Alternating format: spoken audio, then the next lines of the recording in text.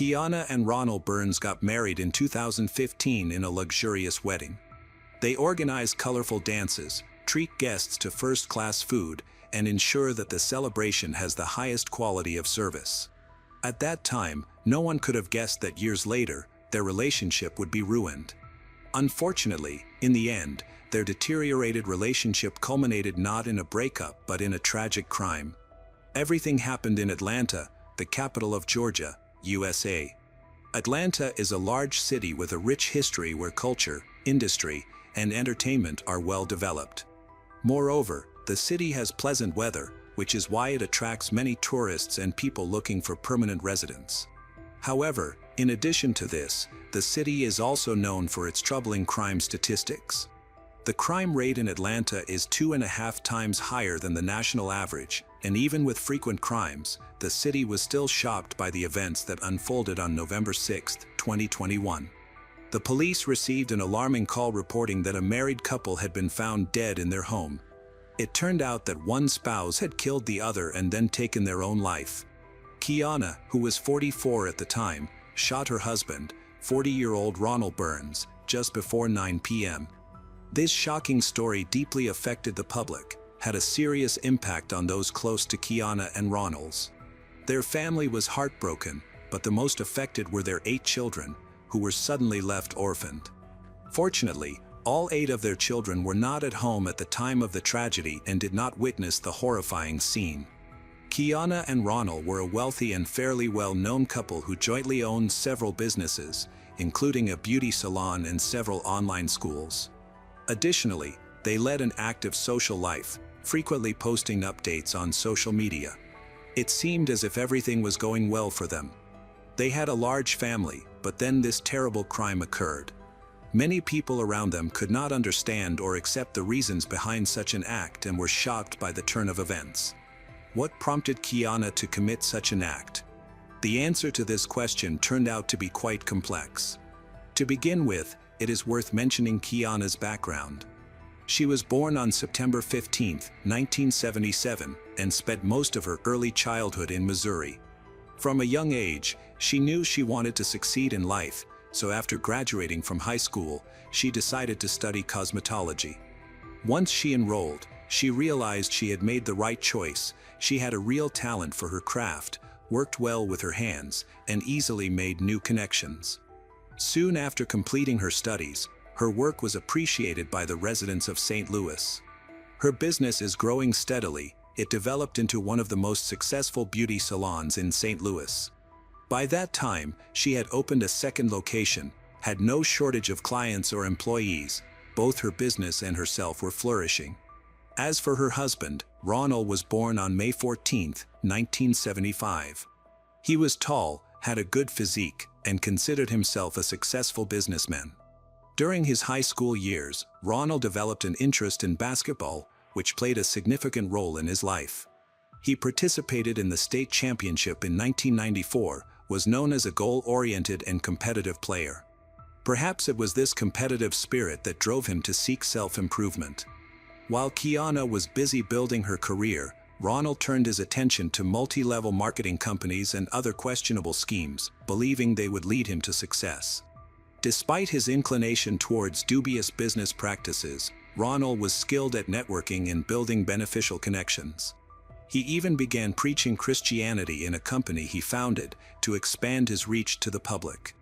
In fact, Keianna was not Ronnell's first wife. Previously, he was married to a woman named Evie. However, this marriage lacked love. Despite appearing well-groomed and successful, Ronnell was unhappy. All his business ventures failed. He had met Evie while trying to deceive her with one of his scams, but fortunately, she refused him. Additionally, at the time he met Evie, Ronnell was already involved in another relationship. However, due to fate or perhaps his newfound relationship, cracks began to show in this marriage. In 2016, they participated in a popular reality show, Divorce Court, to address their family issues. Their story was broadcasted, and Ronnell attempted to portray himself as an innocent victim of the relationship. However, it was clear to everyone that he was a narcissistic and deceitful individual. In fact, he admitted on camera to cheating on his wife, although it remains unclear with whom. Many believe he was already involved with Keianna at that time. Evies, on her part, claimed that Ronnell was irresponsible with money, often spending her funds recklessly, and could not maintain a full-time job. Ultimately, Ronnell divorced Evies and quickly entered into a relationship with Keianna. Keianna was of great interest to Ronnell because she was a successful careerist. She had an established business by the time they met. Ronnell wanted to take part in her success. As for Keianna, she was attracted to Ronnell because of his confidence, ability to find and establish useful connections. Both saw each other as ideal partners for creating a successful business, then decided to enter into a relationship, eventually leading to their marriage. On September 13, 2015, they officially became one family. They spared no expense for the celebration, inviting a large number of guests and renting a huge banquet hall. Given that both spouses had enormous egos, it is not surprising that they chose to have such a lavish celebration. From Keianna's side, Ronnell appeared as an incredibly successful person who, when joined with her, could truly create something worthwhile. Additionally, Keianna's financial stability and Ronnell's experience seemed like a winning combination. However, these expectations were not met.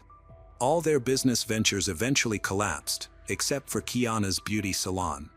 From that moment on, despite Ronnell's lack of income, he began to convince everyone around him that he was a successful businessman. His social media posts often portrayed a flattering image that successfully concealed their dire financial situation. Those who feel the need to brag about their success and luxury are often the most insecure individuals. Ronnell and Keianna used their luxurious lifestyle to mask their problems, often sharing happy photos together. For example, on May 6, 2020, Keianna posted on Instagram about her husband gifting her a new Maserati Levante.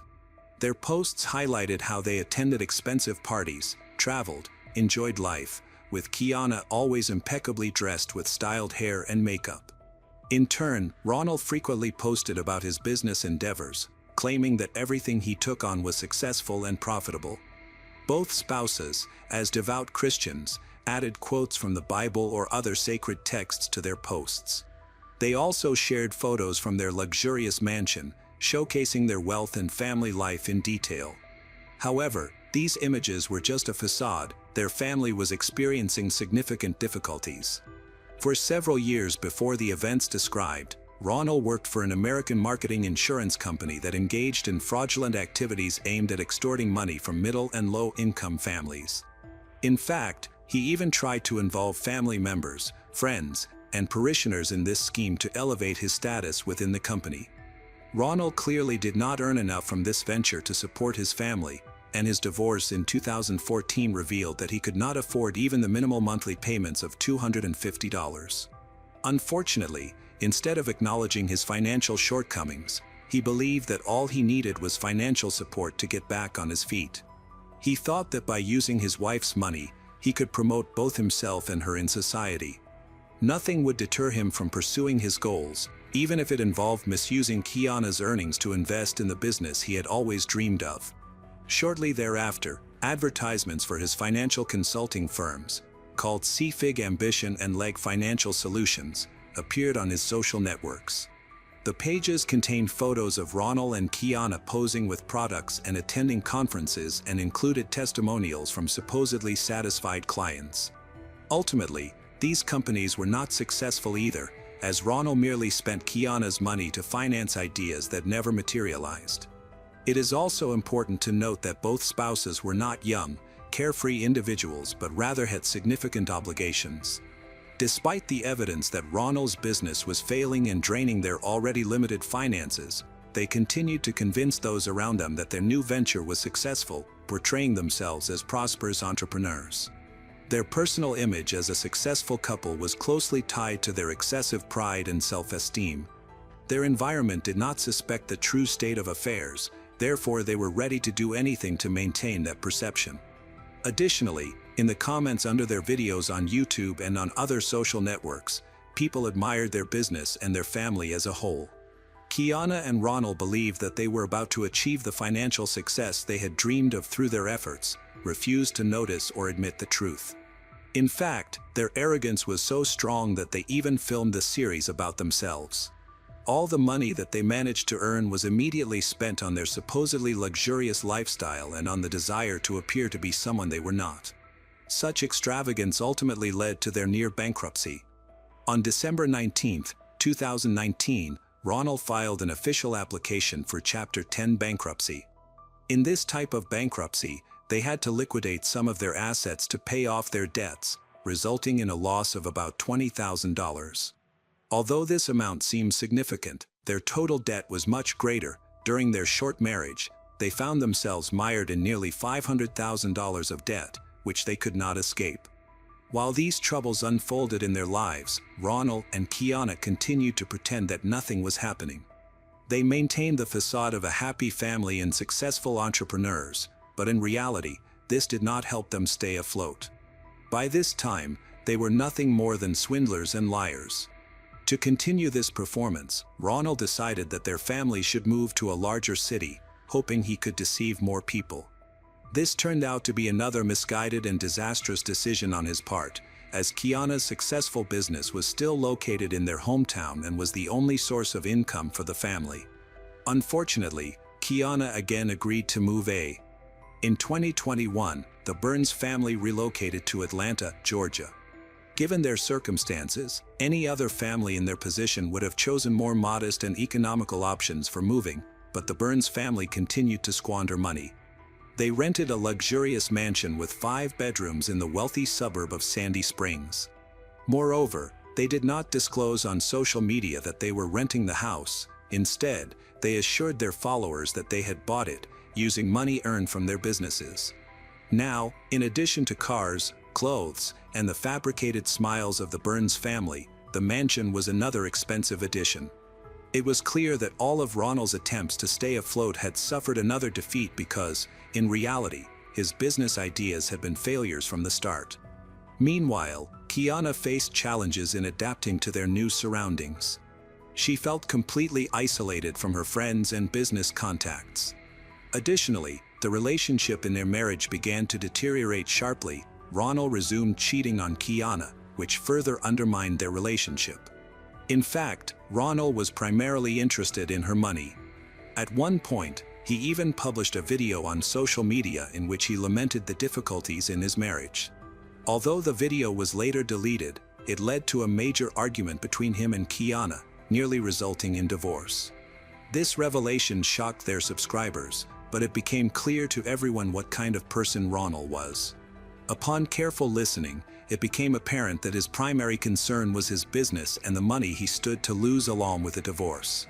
Now that they had neither love nor money left, both were thoroughly disillusioned with each other. Their carefully constructed image began to exert even greater pressure on them. Keianna likely felt that she should have ended the marriage and returned to life without Ronnell, but for some reason, she continued to stay with him. After moving to Atlanta and discovering Ronnell's infidelity, she also found herself another man. The irony is that despite Ronnell's own infidelities, he considered Keianna's betrayal to be unforgivable and filed for divorce. In the documents filed on October 10, 2021, Ronnell cited Keianna's infidelity as the reason for the divorce, while their family and friends were completely unaware of it. He concealed the truth from the public. If he were to announce about his wife's infidelity, it would clearly not contribute to his image as a successful person. Keianna, however, did not hide the fact that something was wrong in their marriage. She stopped mentioning her husband on her Facebook page and soon began to post only selfies and videos of herself. Among her posts was a video from a club, making it clear that Keianna was there alone. This was Keianna's most overt statement about the problems in their marriage. On October 20th, 10 days after Ronnell filed for divorce, Keianna went live on Facebook to talk about something much more serious. The bright smile she often showed was now replaced by the expression of a worried woman. It became obvious that she was not in the best condition, and many began to worry about her, not without reason. After that day, Keianna's condition worsened dramatically. Just 3 days later, on October 23rd, she wrote on her page, "God is my witness, I would do anything to wake up from this nightmare. God, I need strength." Keianna was on the verge of a nervous breakdown and clearly could no longer stand the hell that surrounded her every day. She was left completely alone in a new city. Her business and family remained in St. Louis. The business she believed in had failed, and besides, the husband in whom she had invested so much no longer loved her. Keianna sincerely believed that there was no way out of this nightmare. Unfortunately, this situation ended in the most terrible way imaginable. On November 6, 2021, the serene silence of the wealthy Sandy Springs area was broken. First, screams were heard from the Burns house, and a little later, shots were fired. The police were alerted soon after one of Ronnell's daughters reported domestic violence. A little later, Keianna herself called the police, telling them that she had just shot her husband and asking them to send help as soon as possible. Although the police and ambulance arrived quickly, it turned out that after the call, Keianna attacked herself as well. At this time, Keianna was still alive, however, they could not save her. That day, both Keianna and Ronnell died. Although the details of what actually happened in that house remain a mystery, it is clear that the spouses had been arguing for some time, and during the quarrel, Keianna pulled out a weapon. What ultimately led to this tragedy shocked everyone. The self-confident, promiscuous swindler took everything he could from his wife, who was too proud and angry to let him go. As a result, both spouses died. Their reputation, which they had cared so much about over the last few years, would now be revealed to their subscribers, who would come to know the kind of people they truly were. That they had lied to themselves and others all this time. Yes, Keianna and Ronnell managed to hide their secrets until the very moment of death, but it was clearly not worth it. Now their 8 children will grow up without parents, and the truth about Keianna and Ronnell has finally come out.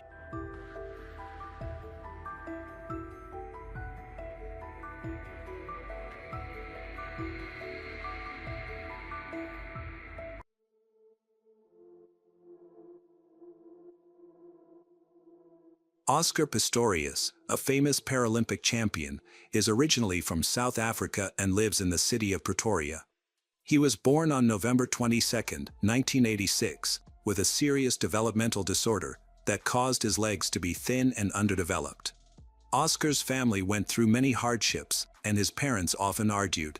He had a younger sister, and after her birth, his parents decided to divorce. However, his father continued to support the family financially. Oscar's mother taught him that one should not give up in difficult situations, but should fight instead. Growing up, Oscar was an active child. When he was just 1 year old, he had to have his legs amputated below the knee because they were not growing. At 17 months old, he was fitted with his first prosthetic legs. As Oscar grew older, he became stronger and decided to pursue a career in sports. He initially played rugby and water polo, but after injuring his kneecap as a teenager, he was advised to take up athletics for rehabilitation. Over time, his passion for athletics developed, particularly for short-distance running. At the age of 15, Oscar lost his mother, who had been his close friend and supporter in all his endeavors. This loss deeply affected him, leading to emotional distress, but he remained determined to continue his training and pursue his goals. His hard work paid off when, at 17, he won a bronze medal in the 100-meter race and a gold medal in the 200-meter race at the Athens Paralympic Games in 2004. In 2007, he showcased his talent again by finishing second in the 400-meter race. Despite his young age, Oscar has achieved incredible success that many can only dream of. He has attracted significant media attention and built a large fan base, earning him the nickname "the man who runs on blades," due to his special prosthetic legs and impressive speed. By 2012, Oscar had reached the peak of his athletic career. During this time, he met Riva Steenkamp, a 29-year-old South African model and law graduate, through a mutual friend named Justin. They felt an instant connection, often described as love at first sight, and began dating. They officially got engaged in 2013. Riva grew up in Cape Town with her father, Barry, her mother, June Steenkamp, and 2 half-brothers. The family later moved to Port Elizabeth, where she pursued a law degree at university. Riva was not only intelligent, graduating with honors, but she was also very attractive. She started modeling at the age of 14, initially as a hobby, but soon began to take it more seriously. By the age of 29, she had become a well-known face in fashion magazines, frequently appearing on television and participating in various shows. However, her life wasn't without challenges. At 20, she was involved in a serious accident while riding. Riva's father, Barry, was a renowned horse trainer and breaker. He introduced his daughter to riding at a young age, starting her off with a pony. When Riva was 20, she suffered a serious lower back injury after falling from a horse, which required her to nearly relearn how to walk. By 2012, she had fully recovered and had achieved both wealth and fame, similar to Oscar. Their first meeting was unplanned, but they encountered each other again at a major award event where Oscar was being honored. Photographers captured them together, and the media quickly labeled them a stunning couple, taking numerous photos and asking questions. Both Riva and Oscar were talented in their respective fields and appeared to be a perfect match. Eventually, they developed feelings for each other, began dating, and got engaged. On Valentine's Day, February 14, 2013, Oscar and Riva celebrated 3 months of their relationship with a dinner at Oscar's home. Oscar lived in a mansion located within a gated community, where all the houses were similar to his and were surrounded by tall fences for security. The residents were very wealthy and took extensive measures to protect themselves, such as using CCTV cameras, combination locks, and other security systems. The cameras at the entrance captured the arrival of Oscar and Riva. They enjoyed a romantic candlelight dinner and stayed up late into the night. Later, someone told the police that they had heard the sound of weapons exploding in Oscar's villa. Emergency services quickly arrived at the scene where a crowd had gathered to understand what had happened. Paramedics entered the house and found a girl lying on the bathroom floor, covered in blood. After examining her, they realized she was beyond help. She was dead. Oscar was found in the house, in a state of shock. The police tried to calm him, but he was so distressed that he couldn't comprehend what they were saying. He cried and screamed, eventually managing to explain that he had killed her because he thought she was a burglar. According to Oscar, after dinner, he and Riva went to bed. Early the next morning, he went out onto the balcony to get some fresh air, predicting that it would be a hot day. Suddenly, he heard a noise coming from the bathroom. Although he knew Riva was in bed with him, he didn't check on her. Believing that someone had broken into the house, he took a weapon from the nightstand where he always kept it. In his youth, he had been attacked by an unstable person and had received threats from envious individuals, which is why he took security seriously and kept weapons at home. That morning, however, he hadn't put on his prostheses and felt defenseless. When he heard a noise behind the bathroom door, he attacked it, trying to act quickly. Unfortunately, there was no burglar, only Riva, who had woken up and gone to the bathroom. Upon realizing her tragic mistake, she screamed for help, but it was too late. An investigation showed that Riva had been attacked 4 times. The first bullet struck her thigh, the second ricocheted and hit her back, the third shot hit her shoulder, and the final, fatal shot struck her head, killing her instantly.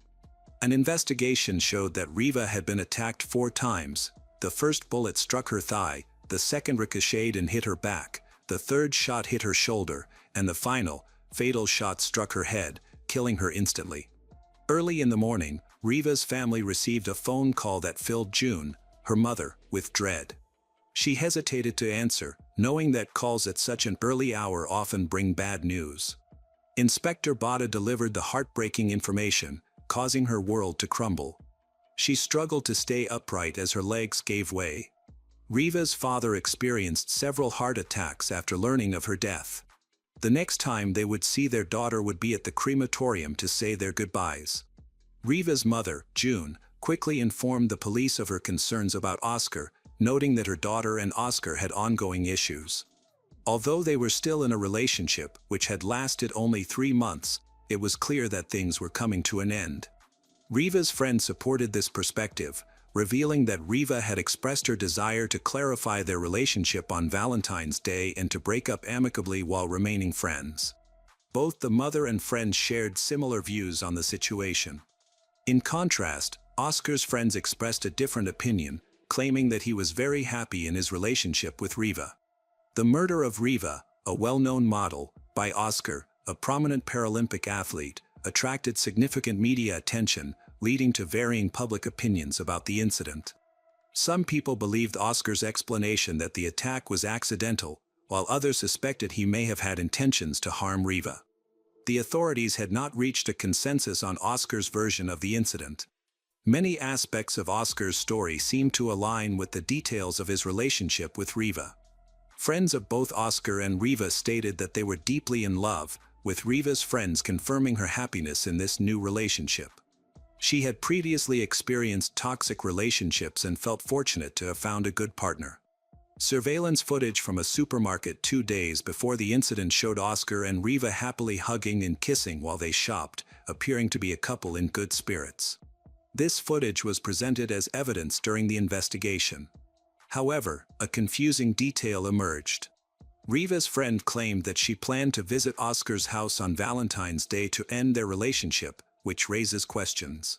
Why would she choose such a romantic day for a breakup? Additionally, during a police search of Oscar's home, they discovered a gift that Riva had prepared for him, a beautifully decorated frame with a collage of their happy moments together, accompanied by a heartfelt note expressing her love. This made it hard to believe that she intended to break up with him before giving such a romantic gift. The trial received significant media coverage, revealing an important detail. Oscar was deeply concerned about his safety and feared that someone might break into his house at night. This fear had troubled him since childhood, possibly inherited from his mother. After Oscar's parents separated, his mother and the children continued to live in a cottage where a thief had once broken in. Oscar, who has used prosthetic legs since birth, would take them off at home, leaving him vulnerable and unable to escape in an emergency. This fear was corroborated by Oscar's psychologist and his brother's friends. The weapon he had that morning was unlicensed and intended for self-defense. Riva's mother, June, informed the police that Riva's relationship with Oscar had recently taken a turn for the worse. A friend of Riva confirmed this, and several neighbors provided further insight. One woman testified that she heard Riva scream the night of the murder, describing it as a scream filled with fear, indicating that Riva was terrified for her life. Another neighbor, called as a witness by the defense, claimed he heard screams too, but he was convinced they were from a man, not a woman. Furthermore, during the trial, it was revealed that Riva was found on the bathroom floor, with the door locked and her mobile phone in hand. While it was normal for her to get up at night to use the bathroom, the locked door raises questions, particularly because she brought her phone with her. The prosecution investigated Oscar's history and discovered that years ago, he was involved in a serious boating accident on a river. He crashed into an obstacle and required immediate medical attention. Doctors performed surgery to repair his broken jaw and ribs, providing over 100 stitches. He was also diagnosed with a concussion and remained in a coma for several days. When police arrived at the scene, they found numerous empty beer bottles at the bottom of the boat. Eyewitnesses reported that Oscar was driving recklessly, screaming and laughing, while the boat sped down the river. After the accident, Oscar insisted he hadn't been drinking, but police tests revealed he was under the influence of alcohol. Additionally, it was revealed that Oscar had a long-standing problem with alcohol addiction. On March 3, 2014, the trial for the murder of Riva began. On September 12, Oscar Pistorius was found guilty of manslaughter because the judge determined that he did not intend to kill his girlfriend. He was sentenced to 5 years in prison. This sentence was considered lenient, and with good behavior, Oscar could have been released early. Over the years, Oscar gained many enemies and became concerned for his safety. The most notable adversary was prosecutor Jerry Nell, nicknamed Bull Terrier. After reviewing the case, he remarked, "Oscar is talking nonsense," and began searching for inconsistencies in Oscar's story. Jerry Nell, a dedicated professional, recognized that he was dealing with a man who had taken another person's life and sought true justice. After several court appeals, Jerry Nell succeeded in having Oscar's lenient sentence overturned.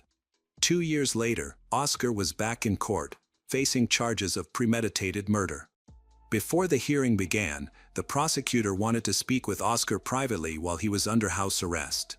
He reminded Oscar that his home was protected by a 3-meter fence topped with electrified wire, along with an expensive security system and numerous motion sensors. Given this, where did the idea of a robber come from? The autopsy results showed that Riva had food in her stomach that she had eaten at 1 a.m., suggesting that she and Oscar had not gone to bed that night. The prosecutor suspected that Oscar was feeling jealousy toward Riva. As she prepared to leave, he became enraged. When Riva locked herself in the bathroom out of fear, he began attacking. This raised several questions. Why did Oscar start attacking? Why didn't he call the police if he believed a robber was in the bathroom? And why did he continue to attack after the first shot, especially when he heard Riva's screams? Overwhelmed by the prosecutor's portrayal of that night, Oscar struggled to respond. Jerry Nell assured Oscar that they would address many unanswered questions in court. The trial eventually took place, resulting in the judge sentencing Oscar Pistorius to 6 years in prison, a sentence that was similar to the original one. Oscar's lawyers later filed an appeal, which led to an increase in his sentence to 13 years and 6 months. As of 2023, Oscar can apply for parole, but he is still serving time in prison. Despite his repeated requests to be transferred to a different facility due to his fear of potential violence from other inmates, these requests were never granted. This marked the end of Oscar Pistorius' sporting career and public admiration. He was once a national hero, but his actions not only took the lives of others but also ruined his own promising future.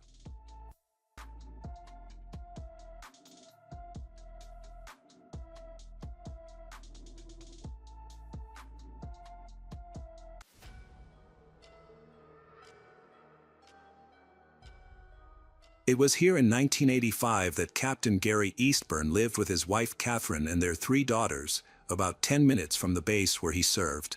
Shortly before the events in question, Captain Gary received a promotion, which required him to undergo training at officer school. Consequently, he had to leave his family for a while, attending officer school in Montgomery, Alabama, for about 10 weeks. This was an important step, as the family was planning to move to England, where Gary could serve in the Royal Air Force. Gary had a strong marriage that lasted for 10 years, and they kept in touch while separated.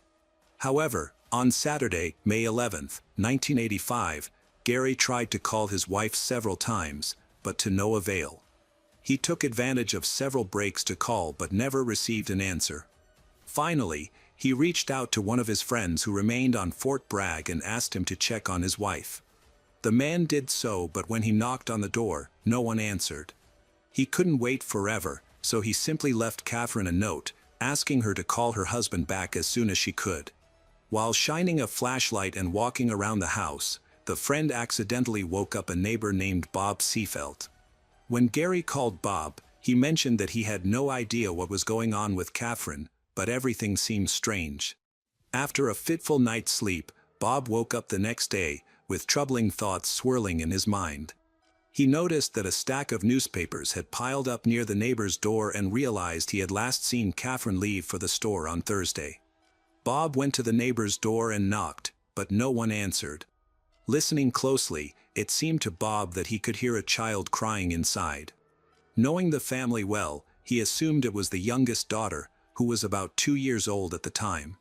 Concerned about the situation, Bob called the police at 12:53 p.m. and asked them to check on the family. When the patrolman arrived at the scene, they began the standard procedure and shone his flashlight through the windows. They saw the baby in a crib, appearing pale and emaciated. Despite the protocol the officer needed to follow, they instinctively felt that something alarming had occurred. A patrolman immediately cut through the window screen and entered the house. Upon entering, he saw the baby girl, who was alive but in dire condition. Later, authorities reported that a few more hours in that house could have been fatal for her. After handing the baby over to his partner, the patrolman returned inside the house, checking the rooms with his weapon drawn. In the main bedroom, he discovered the lifeless body of 3-year-old Erin Eastburn. A pillow covered the child's face, and it was apparent that her throat had been cut, with her head nearly severed from her body. She lay on the floor next to her parents' bed, where Catherine also lay. A pillow covered Catherine's face as well. When the officer removed it, he saw that her throat was cut, she was naked and had suffered multiple stab wounds, indicating she had been abused. The scene was horrifying, with blood everywhere. The patrolman ran outside, trying to catch his breath, when he was reminded that the family had 3 children. They still needed to find one more child who might be alive and in danger. He returned to the house, found Kara, but there were no signs of life. The 5-year-old had died in the same manner as her mother and sister. When the investigation began, detectives quickly noticed that a similar crime had occurred 15 years earlier involving a military family, the MacDonald family, who were killed in a similar fashion. This crime was committed by a military man, a husband and father named Jeffrey. Numerous coincidences were found in the handwriting of the criminals and the circumstances of these 2 murders, suggesting that they could have been committed by the same person. However, at the time of the massacre of the Eastburn family, Jeffrey MacDonald was already behind bars and could not have been involved in this crime. Rumors spread quickly, leading many to believe that Jeffrey MacDonald could have had an accomplice or an imitator. Forensic experts found blood all over the house, as well as clear traces of cleaning in some places, indicated by X stains of blood. It was obvious that the criminal had tried to clean up but left even more traces. Using luminol, investigators could see that the marks had been erased on the bathroom door handles. Likely, the perpetrator used a towel that had been thrown into the laundry basket. The crime was believed to have been committed between 8 p.m. on May 9 and 3 a.m. on May 10, 1985. As it turns out, the last person to see the family alive was the nanny, Julie. The young girl had been babysitting the youngest daughter for several days before their bodies were found and was automatically placed on the suspect list. Julie mentioned prank calls that Catherine had complained about before she was killed. Some man had been calling several times a day for 3 months, but it didn't particularly bother Catherine. She didn't feel any danger from these calls and never went to the police. Julie remembered another person with whom Catherine had been in contact, a certain Angela who was going to take the dog from the Eastburns, Dixie. Due to plans to move, they decided to give it away because there was no one to leave it with. According to the nanny, Catherine had left an ad in the newspaper, and after that, she received a call from Angela. Julie was curious about what happened next and unexpectedly shifted the focus back to the bloody crime of 15 years ago. She was worried that it could have been committed by a copycat of Jeffrey MacDonald and wanted to know what the police thought about it. The detective had no trouble getting the suspicious nanny to talk. She willingly shared her long friendship with Dr. MacDonald, believing that he was innocent. They had known each other for a long time and even exchanged letters for several years while he was in prison. When she was asked about her interest in the case, she was unable to justify his behavior, and the detective did not pay much attention to her words. When she confirmed her alibi, he simply removed her from the list of suspects. The police continued to work in the Eastburn house even after midnight, despite the late hour. A young man named Patrick Cohn approached them and decided to tell them about what he saw on the night of Friday, May 10, 1985, at about 3:30 a.m. He noticed a tall, fair-skinned man in jeans, a knitted hat, and a black jacket leaving Eastburn house. The man was carrying a garbage bag slung over his shoulder, got into his white Chevrolet Chevette, and drove away. Patrick's statement was taken seriously, and he was brought to the police station to help create a composite sketch. When the portrait was finished, there was a striking resemblance to a serviceman named Timothy Hennis. He was a 27-year-old man who, along with his younger brother and sister, had been adopted by the Hennis family, a couple who took all 3 of their children from an orphanage. They grew up in a fairly well-off family in Minnesota, which provided them with a bright future. Shortly before these tragic events, Tim married Angela in secret before Christmas in 1984. That same year, Tim's brother died in a motorcycle accident, so they opted for a modest celebration instead of a lavish ceremony. A couple of years later, they had a daughter, Christina. Tim admitted that he was familiar with the victim, Catherine, but there was a good reason for it. They decided to get dog for company, leading to the contact with the woman from the ad. Tim denied any involvement in the crime but mentioned a curious coincidence. He had arranged to meet Catherine on Tuesday, May 7th, just 3 days before the crime, to look at Dixie. When Tim first met the police, everyone was amazed because he looked exactly like the composite sketch. The police asked him to sign a waiver of Miranda rights, to which he agreed, provided he could be assured that he was not a suspect, which turned out to be a ruse. Timothy provided fingerprints, hair samples, saliva, and blood. He confirmed that he had indeed met Catherine that Tuesday and had taken her dog, after which they had not seen each other again. Timothy denied any involvement in the crime and provided a detailed account. Witness Patrick was called to identify him, and he pointed to Timothy. Despite Timothy's insistence that he had not been in the area early in the morning of May 10th, suspicions against him grew stronger due to his lack of an alibi. The police did not yet have an arrest warrant, so Timothy was released. However, after 7 hours, he was detained, officially charged with triple first-degree murder and abuse. Naturally, Timothy was not the only suspect. As is often the case, the police first considered the widower Gary Eastburn. When Gary was informed of the events, he remained surprisingly calm and simply asked if at least one family member had survived. When he learned that only the youngest daughter had survived, he broke down in tears. Gary had grown up as an ordinary young man. At the age of 12, his parents divorced, and his relationship with his stepfather did not work out. Despite this, he had a relatively calm childhood. He met Catherine in 1972, approximately 13 years before the tragedy. At that time, he was around 25 years old, having been born in 1947. Their daughter Kara was born in 1980. Gary decided to become a military man to support his growing family. When he finally returned to the city after the tragedy, he wanted to reach his surviving child. Instead, he was immediately taken to the police station for questioning, where they held him until about 2 a.m. Gary provided a reliable alibi. His blood and hair samples were taken before he was released. He was able to see his daughter late at night. She was in serious condition and did not even recognize him. Afterward, he went into their home to see what was missing. Gary had no idea who could have attacked his wife and children. They had no obvious enemies, but he remembered several prank calls that had started a few months before he left for training at officer school. The caller addressed Catherine by her first and last name, but no one paid attention to it at the time. Everyone thought it was just teenagers playing around, so no one raised the alarm. Now, in light of the tragic events, the calls seemed more suspicious. However, they could not be tracked due to a lack of technology at that time. After inspecting the house, the police reported that a metal safe containing important family documents was missing, along with $300 in cash that had been set aside for Christmas and Catherine's wallet with bank cards. This provided valuable clues. The ATM was identified, and it turned out that a transaction was made using Catherine's card. It was used shortly after the murders, including a transaction on May 11th. Detectives found a witness who provided a description of the man who came at night to withdraw cash, and this description exactly matched Timothy Hennis. In addition, she saw a white car belonging to Timothy. At this stage, the whole city already knew about the crime and the main suspect. Other witnesses also came forward. Timothy's neighbor saw him burning something in his backyard the day after the murder, likely getting rid of evidence.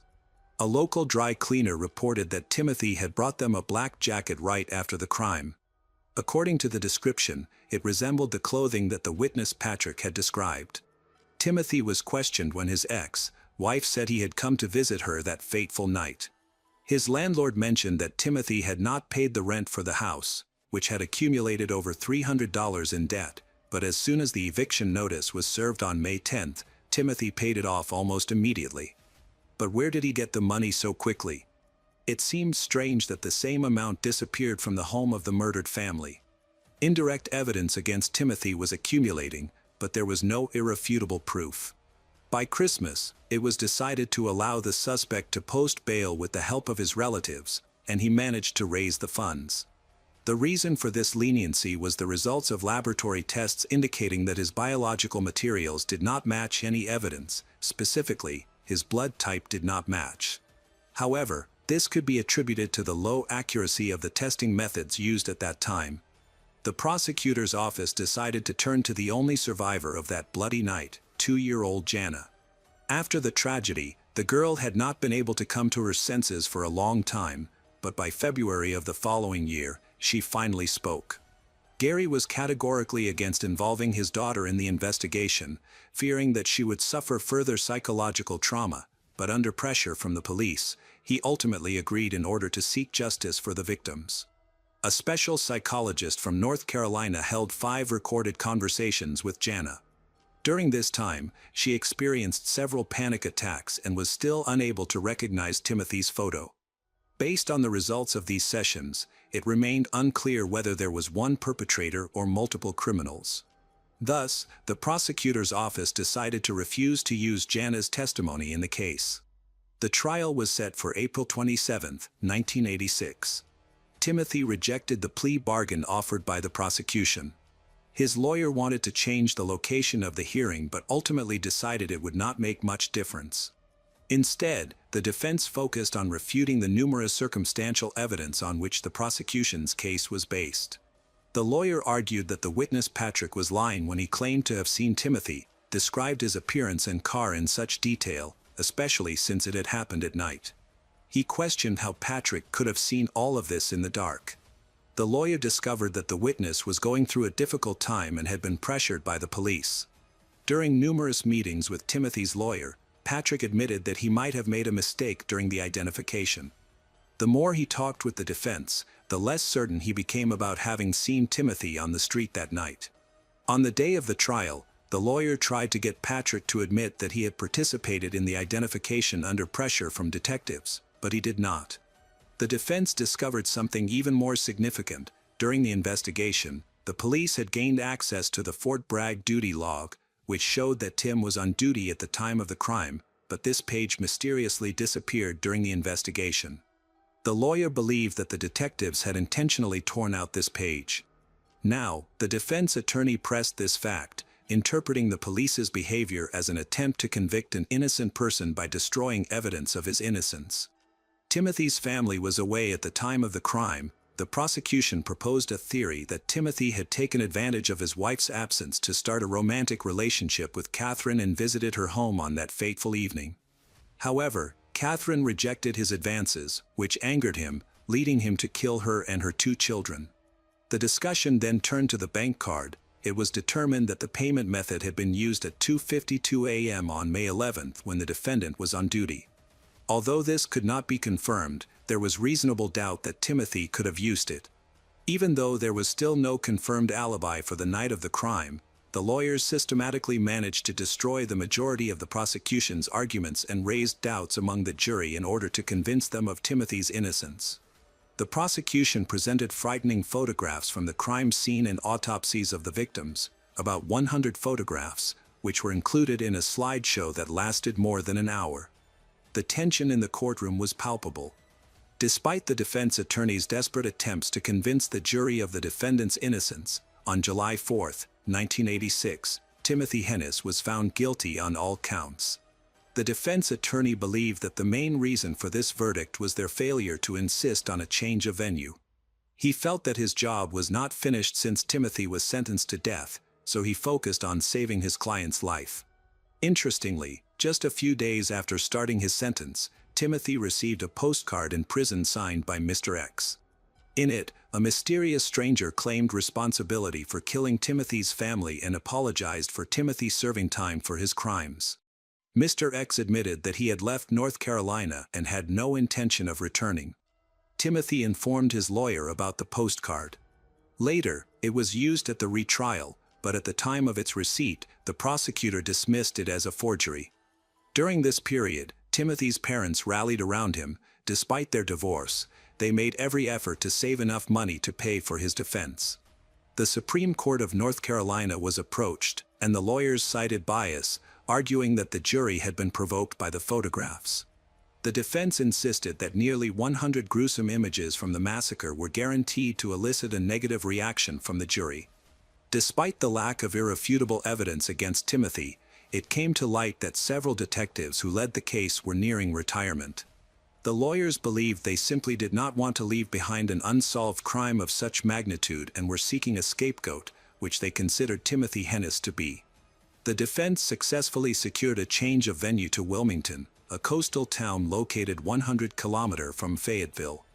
The new prosecutor agreed to this change without hesitation, confident in the prosecution's tactics, but the defense was well prepared and closed all loopholes except for one. There was still no reliable confirmation of the defendant's whereabouts on the night of the murder.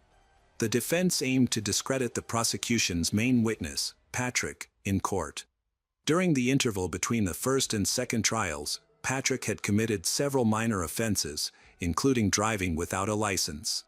When stopped by the authorities, he advised them to contact the district attorney since he was a witness in the Timothy case. The lawyers believed this statement practically indicated that he had received a bribe from the very beginning. More thorough examinations of the collected evidence refuted the case against Timothy. The shoe prints found inside the house were 3 sizes smaller than his.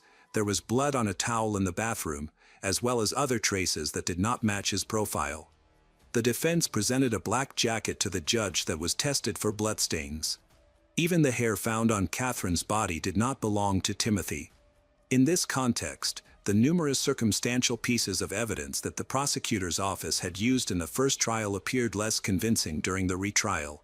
The prosecution attempted to challenge all the defense's arguments with their own versions, but none of this was compelling in light of the thorough preparation from the defense.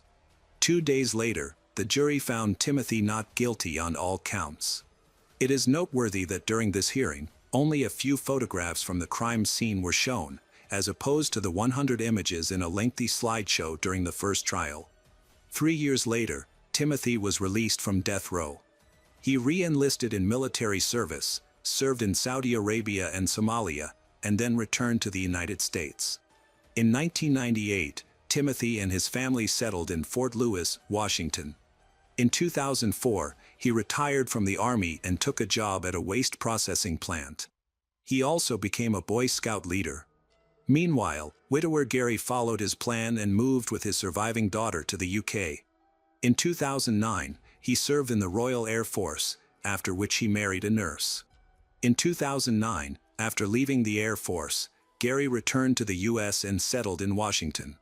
Subsequently, legislation was amended to prohibit retrials for individuals already convicted twice of the same crime. Disagreements arose on the basis that during the first trial, Timothy was in military service, thereby placing him under a different jurisdiction.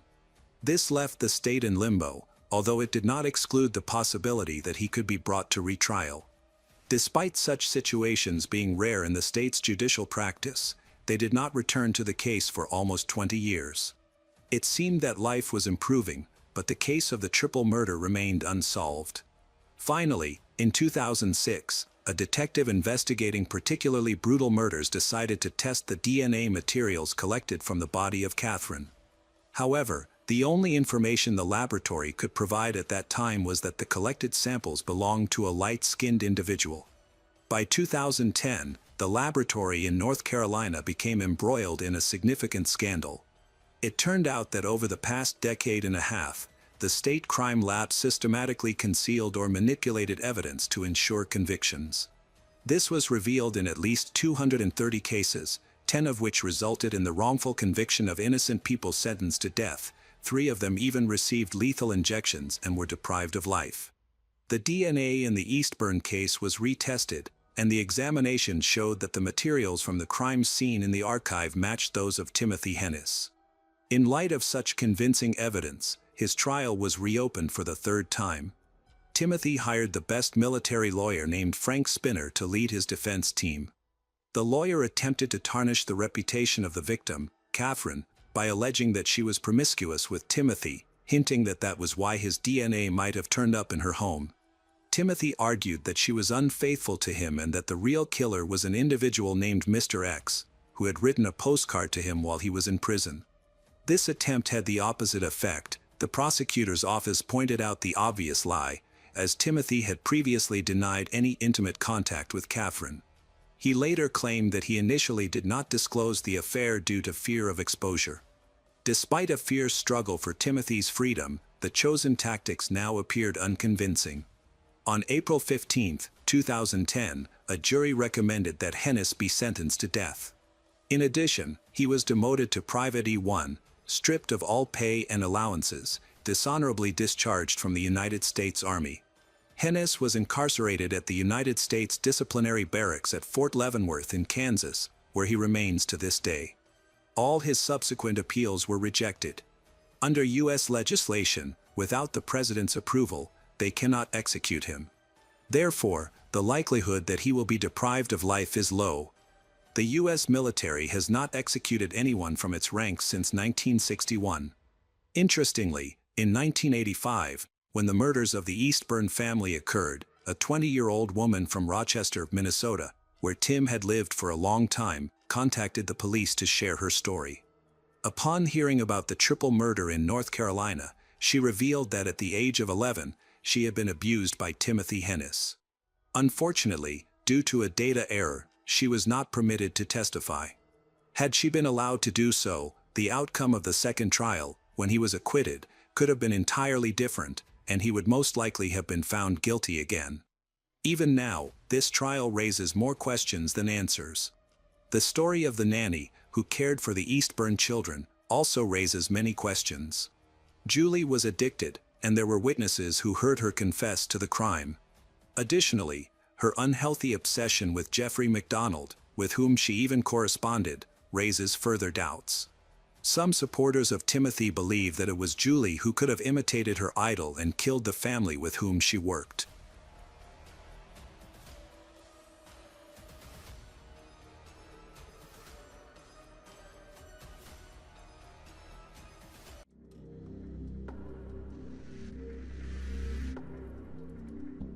Hello, crime enthusiasts. Are you ready for another chilling investigation? The case of Jamie Stice. On April 12, 2011, in the small town of Morgantown, Kentucky, with a population of 2,500, 30-year-old Kathy Coy unexpectedly went into labor while driving. She had to give birth in her car on the side of the road, close to her home. Kathy had little time to call her friend, Shelley Lindsay, to inform her that she was about to give birth and needed help. When Shelley arrived, she was in the back seat of the car, covered in blood and holding her newborn. Sadly, the joy of becoming a mother was short-lived. Kathy noticed that the baby was having trouble breathing, so Shelley quickly called emergency services and drove them to the medical center. Kathy's hopes of motherhood were overshadowed by a grim situation. The doctors were very concerned. The baby's condition was critical. He was taken urgently to the intensive care unit due to breathing difficulties and a low body temperature, known as cold shock, which can be life-threatening. The doctors were not only worried about the newborn but also had concerns for Kathy and her family's emotional state during this crisis. The police arrived to investigate the situation. They went to the home where Kathy's children from a previous marriage lived with their grandmother. Officers spoke with the eldest daughter, 11-year-old Brianna, and her grandmother. The children expressed surprise at their mother's new baby, as they did not believe she was pregnant. They mentioned that she intended to meet with a friend who was also pregnant, but no one knew the friend's name. The situation seemed suspicious. Detectives accessed Kathy's social media account and identified a friend of hers, 21-year-old Jamie Stice, who was pregnant. The police attempted to reach Jamie but were unable to make contact. The detectives subsequently reached out to Jamie's mother, Jeannie. She informed them that her daughter was in the final stages of pregnancy and that she hadn't heard from Jamie since 9:30 that morning. Concerned, she was contemplating reporting her daughter as missing but realized that the police might not act quickly since not enough time had passed. While the investigation was ongoing, detectives spoke with Kathy again to clarify the timeline of the incident from that day. Kathy confirmed that she had given birth. She explained that she had woken up early, saw her husband Shannon off to work around 4:30 a.m., and then left to meet her friend Jamie around 10 a.m. After their meeting, as she was returning home, she began to feel contractions. Kathy stopped at a restaurant to grab a quick bite but felt the need to leave in a hurry. Realizing she wouldn't reach the hospital in time, she called her closest friend for assistance. Shelley, Kathy's friend, recounted that when she received the call for help, she rushed outside and saw Kathy in the back seat of a car. Kathy was not wearing pants, only a bloody shirt, and she held a baby in her arms, who was also covered in blood, as if he had just been born. Shelley noticed the placenta and recognized that her friend needed urgent help, especially since the baby was struggling to breathe. She quickly got into her car and drove to the medical center. Shelley observed that the baby was covered in grass and dirt but assumed he had fallen and gotten dirty in the car. There was no time to learn more. Her priority was supporting the newborn. Both women's accounts were largely similar, with one key difference. Kathy claimed that Shelley delivered the baby, while Shelley denied this. The situation was chaotic, with Kathy in labor crying out, and both her and the baby's conditions creating confusion. While doctors worked to assist the baby, Kathy pleaded with them to save his life. There were concerns about whether the situation was staged, leading to the decision to take Kathy in for questioning at the station. At that time, Kathy had already been examined by doctors, and her condition seemed stable. However, when the police began questioning her about her friend Jamie on social media, her story started to change. Initially, she claimed that she had only briefly met Jamie before ending their friendship. Kathy explained that she had driven Jamie to the Social Security office, dropped her off near the building, and then Jamie had left in an unknown direction. At that point, Kathy began to experience contractions, which forced her to leave abruptly. This part of her story raised doubts. To support her new version, Kathy presented a message from Jamie, which allegedly asked her to pick Jamie up from the Social Security office, a request Kathy refused due to complications in their story. However, when detectives expressed their disbelief, Kathy's narrative shifted again. Now, Kathy stated that she had picked up Jamie and taken her home, but Jamie was so exhausted that she collapsed on the sofa. Kathy claimed her contractions only started after this encounter. The significant changes in her story seemed implausible, but she attributed them to the stress of the emergency situation. Detectives aimed to determine the truth about how Kathy and Jamie met. Jamie's mother, Jeannie, stated that they had known each other for only a couple of months after connecting through social media. Jamie is pregnant with a baby. When asked about Kathy's relationship with Jamie, Kathy claimed she had known Jamie for only a few weeks and had been introduced through a mutual friend while seeking help with housing issues. At this point, inconsistencies regarding their acquaintance and its purpose emerged. Kathy couldn't even name this mutual friend, even though Jamie was 20 weeks pregnant, aligning with her due date, which raised further suspicion. Kathy was later informed that something significant might have occurred around 10:30 a.m., right after their meeting. Jamie was missing, and detectives informed the parents that they could not reach out to her. They encouraged Kathy to assist in the search. At this point, they were already skeptical about whether the baby truly belonged to Kathy. Kathy's husband, Shannon, arrived at the station. He was thrilled that his wife had finally given birth but was confused about why she was being held and questioned. Shannon informed the police that Kathy had experienced miscarriages in the past, which had led her to struggle with depression. Despite the challenges, she remained hopeful about becoming pregnant again and starting a family. He feared that if their efforts failed, their relationship might end.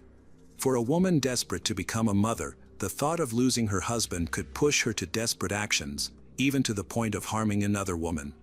It was possible that Kathy had pretended to be pregnant to keep her husband with her. Additionally, her friend Shelley, who took her to the hospital during labor, might have played a role in this situation. Kathy frequently visited Shelley and shared stories about her pregnancy, but it was unclear whether Shelley supported Kathy's deception, suspected her, or had unwittingly assisted in a crime. Shelley told the detectives that she had never faced such accusations before. However, during the investigation, it became clear that she was involved in several aspects of the deception. For instance, after Kathy returned from a gynecologist appointment where she learned she was not pregnant, Shelley pretended to be a nurse. Kathy feared that this news could push her husband to leave her, so she asked Shelley to call him, posing as a nurse who confirmed her pregnancy. Shelley claimed she had no idea that Kathy was pretending to be pregnant or plotting anything deceitful. She believed everything was genuine and was genuinely happy for her friend. Kathy managed to convince Shelley, using various excuses, that pregnancy came with complications and that Shelley's support could help save her marriage. Up until the end, Shelley truly believed that Kathy would soon give birth. However, not everyone shares the same perspective as Shelley. When the police spoke to Kathy's other friends and her husband's relatives, it became clear that there had been a lot of discussion about Kathy's situation over the past 6 months. Many people suspected that she had been deceitful. For example, her mother-in-law often tried to reach out to her, hoping to find out the truth. She believes that Kathy is merely trying to deceive everyone, especially Shannon, to bind him to herself. The mother-in-law was very frustrated with Kathy's behavior and discussed it with her son, Shannon. For a short time, he listened to her concerns. A lot of suspicion arose from the continuous delays in the expected due date. The situation dragged on for so long that it started to seem unrealistic, as Kathy herself had no clear idea of when she would give birth. Witnesses noted that over the past few months, her belly has sometimes appeared smaller and then larger. By late 2011, the mother-in-law was convinced that Kathy was lying and was simply afraid of losing Shannon. She managed to persuade her son by highlighting that his wife was clearly deceiving him. He began to demand proof of the pregnancy, which led to even more elaborate deceptions. To maintain the ruse, Kathy stole an ultrasound photo during a visit. This image helped convince her husband, but it was not the only tactic she used. After stealing the ultrasound photo, Shannon is overjoyed about his wife's pregnancy. However, if the truth were revealed, their relationship would be over. His mother insisted that her son had been deceived. In the face of growing doubts, Shannon demanded more proof. His wife was well prepared and even managed to show him a video of their baby's heartbeat, which she had downloaded from the internet. Shannon was repeatedly misled. His mother was disappointed but unaware of the depths of the deception. She simply didn't know Kathy well enough. As the due date approached, Kathy needed more than just a friend acting as a nurse, a video, and a stolen ultrasound photo. After Jamie's disappearance, the photo was used to convince the police and medical staff that Kathy had given birth to the boy. As they contemplated the situation, a troubling image formed in their minds of how Kathy could have acquired the baby and why his mother, Jamie, was missing. Meanwhile, Kathy was already in an interrogation room at the local police station. Despite being stubborn and refusing to admit anything, she continued to provide confused and conflicting testimony, changing her story with each new detail the police revealed. There was no longer any doubt about her dishonesty, but they needed a confession. It was time to employ some tactics. They decided to leave her in the interrogation room alone for a while. This clever move aimed to see how she would respond and what attempts she would make to extricate herself from the situation. The plan worked, but not in the way they had anticipated. Kathy suddenly grabbed her mobile phone and called an unfamiliar number, pretending to talk to Jamie. When the detectives returned, she mentioned it, but she still couldn't provide any information about Jamie. A check on the phone number revealed that she hadn't actually called Jamie at all. The detectives quickly confirmed that there was no doubt that the boy Kathy had brought to the hospital was Jamie's child. DNA testing confirmed this connection. Although the detectives continued to act confidently, Kathy began to waver in her story. Unfortunately, she still refused to acknowledge what had happened to Jamie. The police informed Kathy that witnesses had seen Jamie get into her car alone that morning, and no one saw her come back, contradicting Kathy's claims. They tried to determine where Kathy had taken Jamie. Why was she holding the baby? Doctors noted that the baby's breathing issues and hypothermia were not accidental. He had been born less than an hour before arriving at the medical center, and his airways were still filled with fluid. Kathy seemed overwhelmed and unsure of how to help him, which caused the baby's condition to worsen. Once these facts were revealed, Kathy presented a new version of her story. Kathy revealed that about 9 months before the current incident, she had visited the hospital and learned from the doctor that she had suffered another miscarriage. After leaving the clinic, she encountered a woman named Ashley, who suggested that she could buy a child for $550 that was expected to be born to Jamie, but insisted they would need to wait until the boy was born. Kathy agreed right away and paid, hoping this would help save her marriage. Afterward, she pretended to be pregnant to maintain the deception while waiting for the birth. On the day of the incident, Kathy claimed she took the child from Jamie and left, asserting that she did not harm him. Kathy's account sounded unbelievable. How could Ashley plan such a transaction, and how did she know 9 months in advance that Jamie would have a baby, especially a boy? Furthermore, Kathy could not provide any contact information or even a description of Ashley, making it clear that she was lying. The detectives quickly noticed her inconsistencies. Eventually, she admitted that the story about purchasing a baby was untrue, but she continued to claim that she took the baby from Jamie's home early in the morning, insisting that Jamie simply vanished after handing over the baby. Kathy did not explain how she ended up with a stranger's child in her arms, although it was evident that the child was Jamie's son. Investigators were quickly able to uncover Kathy's identity and found unsettling details about her. Her stepfather, Imran, reported witnessing her shocking behavior on several occasions. He described her as cruel, manipulative, and unpredictable, believing she was capable of committing terrible acts for her own enjoyment and benefit. Imran mentioned that Kathy had once confessed to him her potential to commit murder. Therefore, he was not surprised to see her in police custody, convinced that she could commit any crime and was indifferent to the pain she caused others. It became clear that Kathy was already known to law enforcement.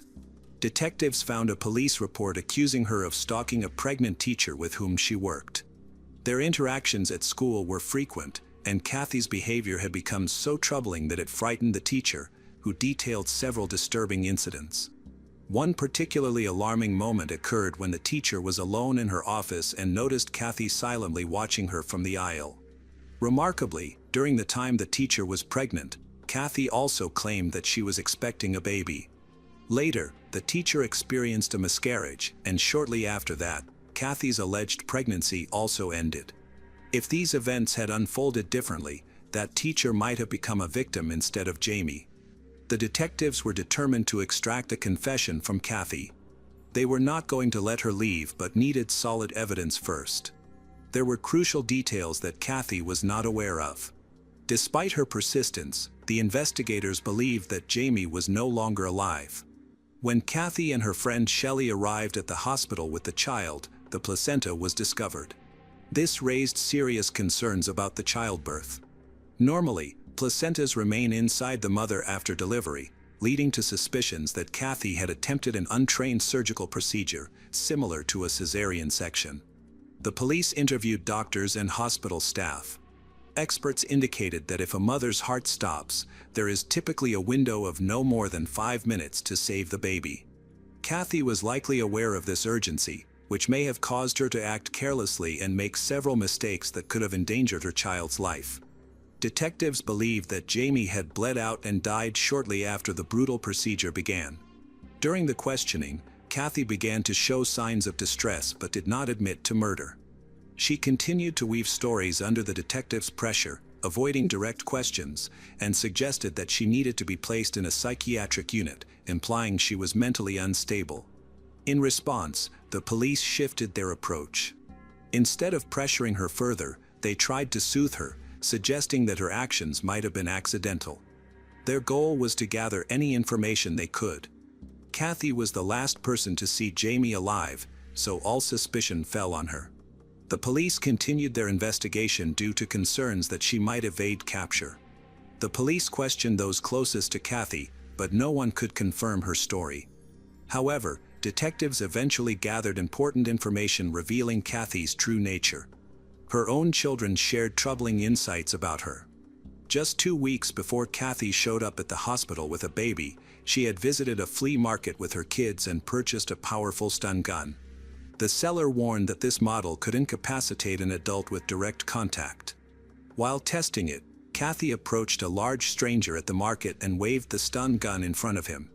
When he remained unfazed, she pressed it against his leg, causing him to collapse. Pleased with her actions, Kathy laughed and walked away. Under pressure from detectives, Kathy began to disclose unsettling details of her plan. She initially wanted to simulate giving birth as realistically as possible, even considering placing the fetus and placenta inside herself. When this proved too complicated, she devised an alternative. Arriving at a friend's house, she sat in the back seat, holding the baby while using cut-out female organs to create the illusion of having just given birth.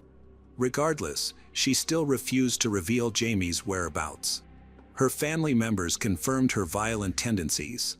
In fact, Kathy's own mother was so afraid of her that she took Kathy's children from her first marriage and raised them herself.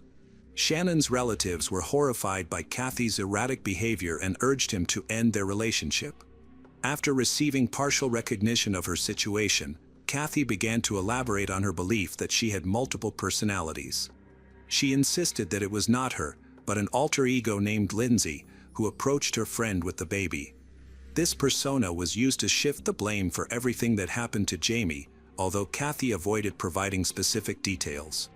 She frequently mentioned that she belonged in a mental hospital instead of prison. Kathy claimed that when her personality switched, she experienced blackouts and couldn't remember anything. She described instances where she could get into a car, lose touch with reality, and wake up in a completely different part of the city without knowing how she got there. Detectives, however, suspected that Kathy was lying. They discovered that she had previously discussed plans to kidnap another child with her relatives and had even sought her children's assistance. When they refused, she dismissed it as a joke. Kathy's mother recounted how her daughter had repeatedly urged her to help commit murder, but she flatly refused. People who knew Kathy well denied her claims of having a split personality, stating that she had never exhibited such issues before. During the interrogation, Kathy's second personality appeared very self-assured, insisting that no charges could stick to her. Kathy continued to assert that Jamie was alive, despite the severity of Jamie's injuries, which made survival impossible. This bravado quickly faded when Kathy learned she was being accused of murder. After her arrest, Kathy finally agreed to cooperate with the authorities, even leading them to the location of Jamie's body. It was then that the true extent of the crime emerged. Kathy's friendship with Jamie was greatly exaggerated. In reality, Jamie had been another victim of Kathy, who had been stalking her. Kathy had lured Jamie into meetings with gifts and promises of a job. She brought the police to a wooded area where Jamie's body was found, badly mutilated and lifeless, with signs of being shocked by a stun gun on her neck.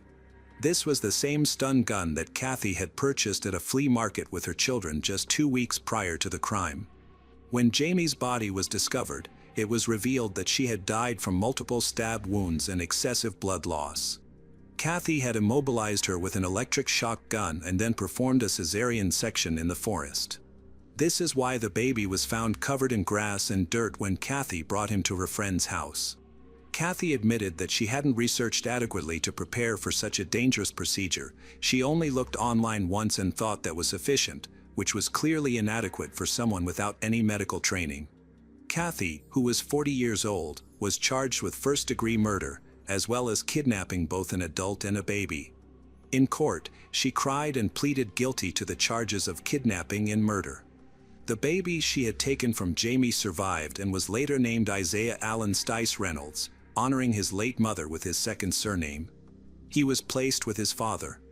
Kathy sent letters to her children explaining what had happened, but those letters contained many lies.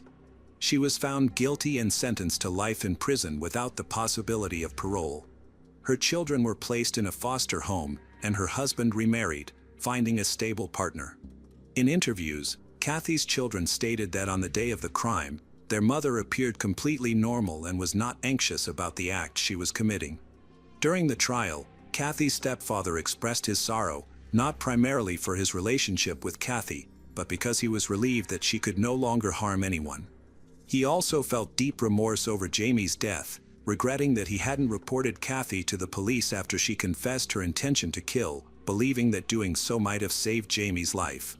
The case of Jamie Stice is a chilling story of despair, deceit, and unspeakable acts of brutality. Set in the peaceful small town of Morgantown, Kentucky, this tragedy reveals the dark side of the desire to become a mother, leading Kathy Coy down an unforgivable path of crime. Jamie Stice, a young pregnant woman filled with hopes for the future, became a victim of manipulation and horrifying violence, leaving her son, Isaiah Allen Stice Reynolds, motherless from the moment he was born. Kathy was sentenced to life in prison without the possibility of parole and must pay for her sins. However, the pain she inflicted on Jamie's family and her own is irreparable. This case serves not only as a warning about the destructive power of deceit but also raises questions about the boundary between love and obsession. Crime lovers, what do you think about this haunting ending? Leave your thoughts.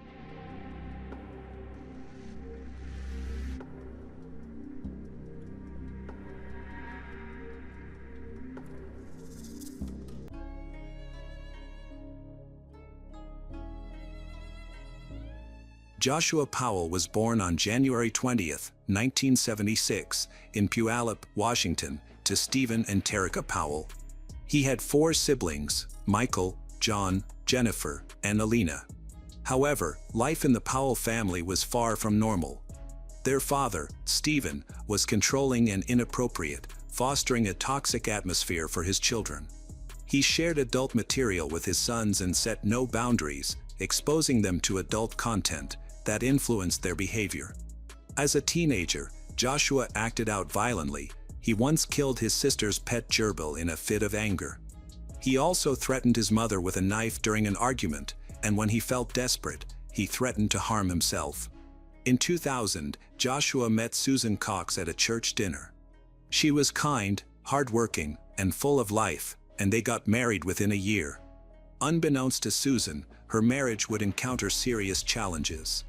Initially, they lived with Joshua's father, Stephen, in Washington, and that was when things became really disturbing. Stephen began to obsess over Susan.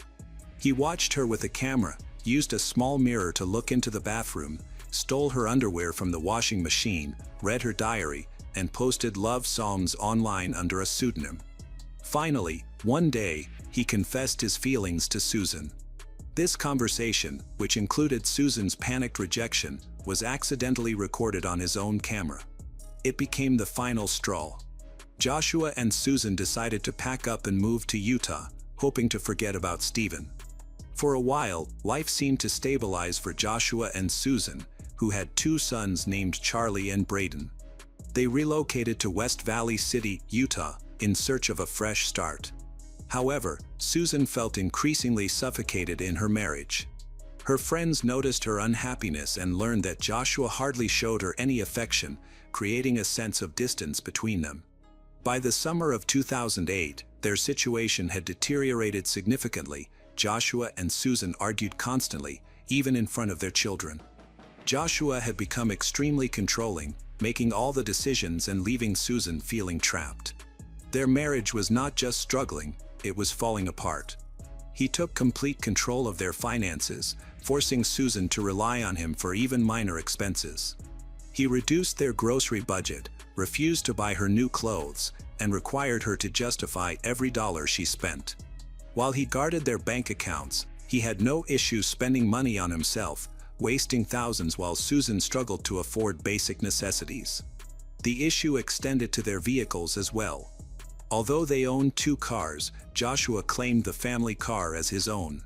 Instead of allowing Susan to drive to work, he made her ride a bike, regardless of the weather or her fatigue.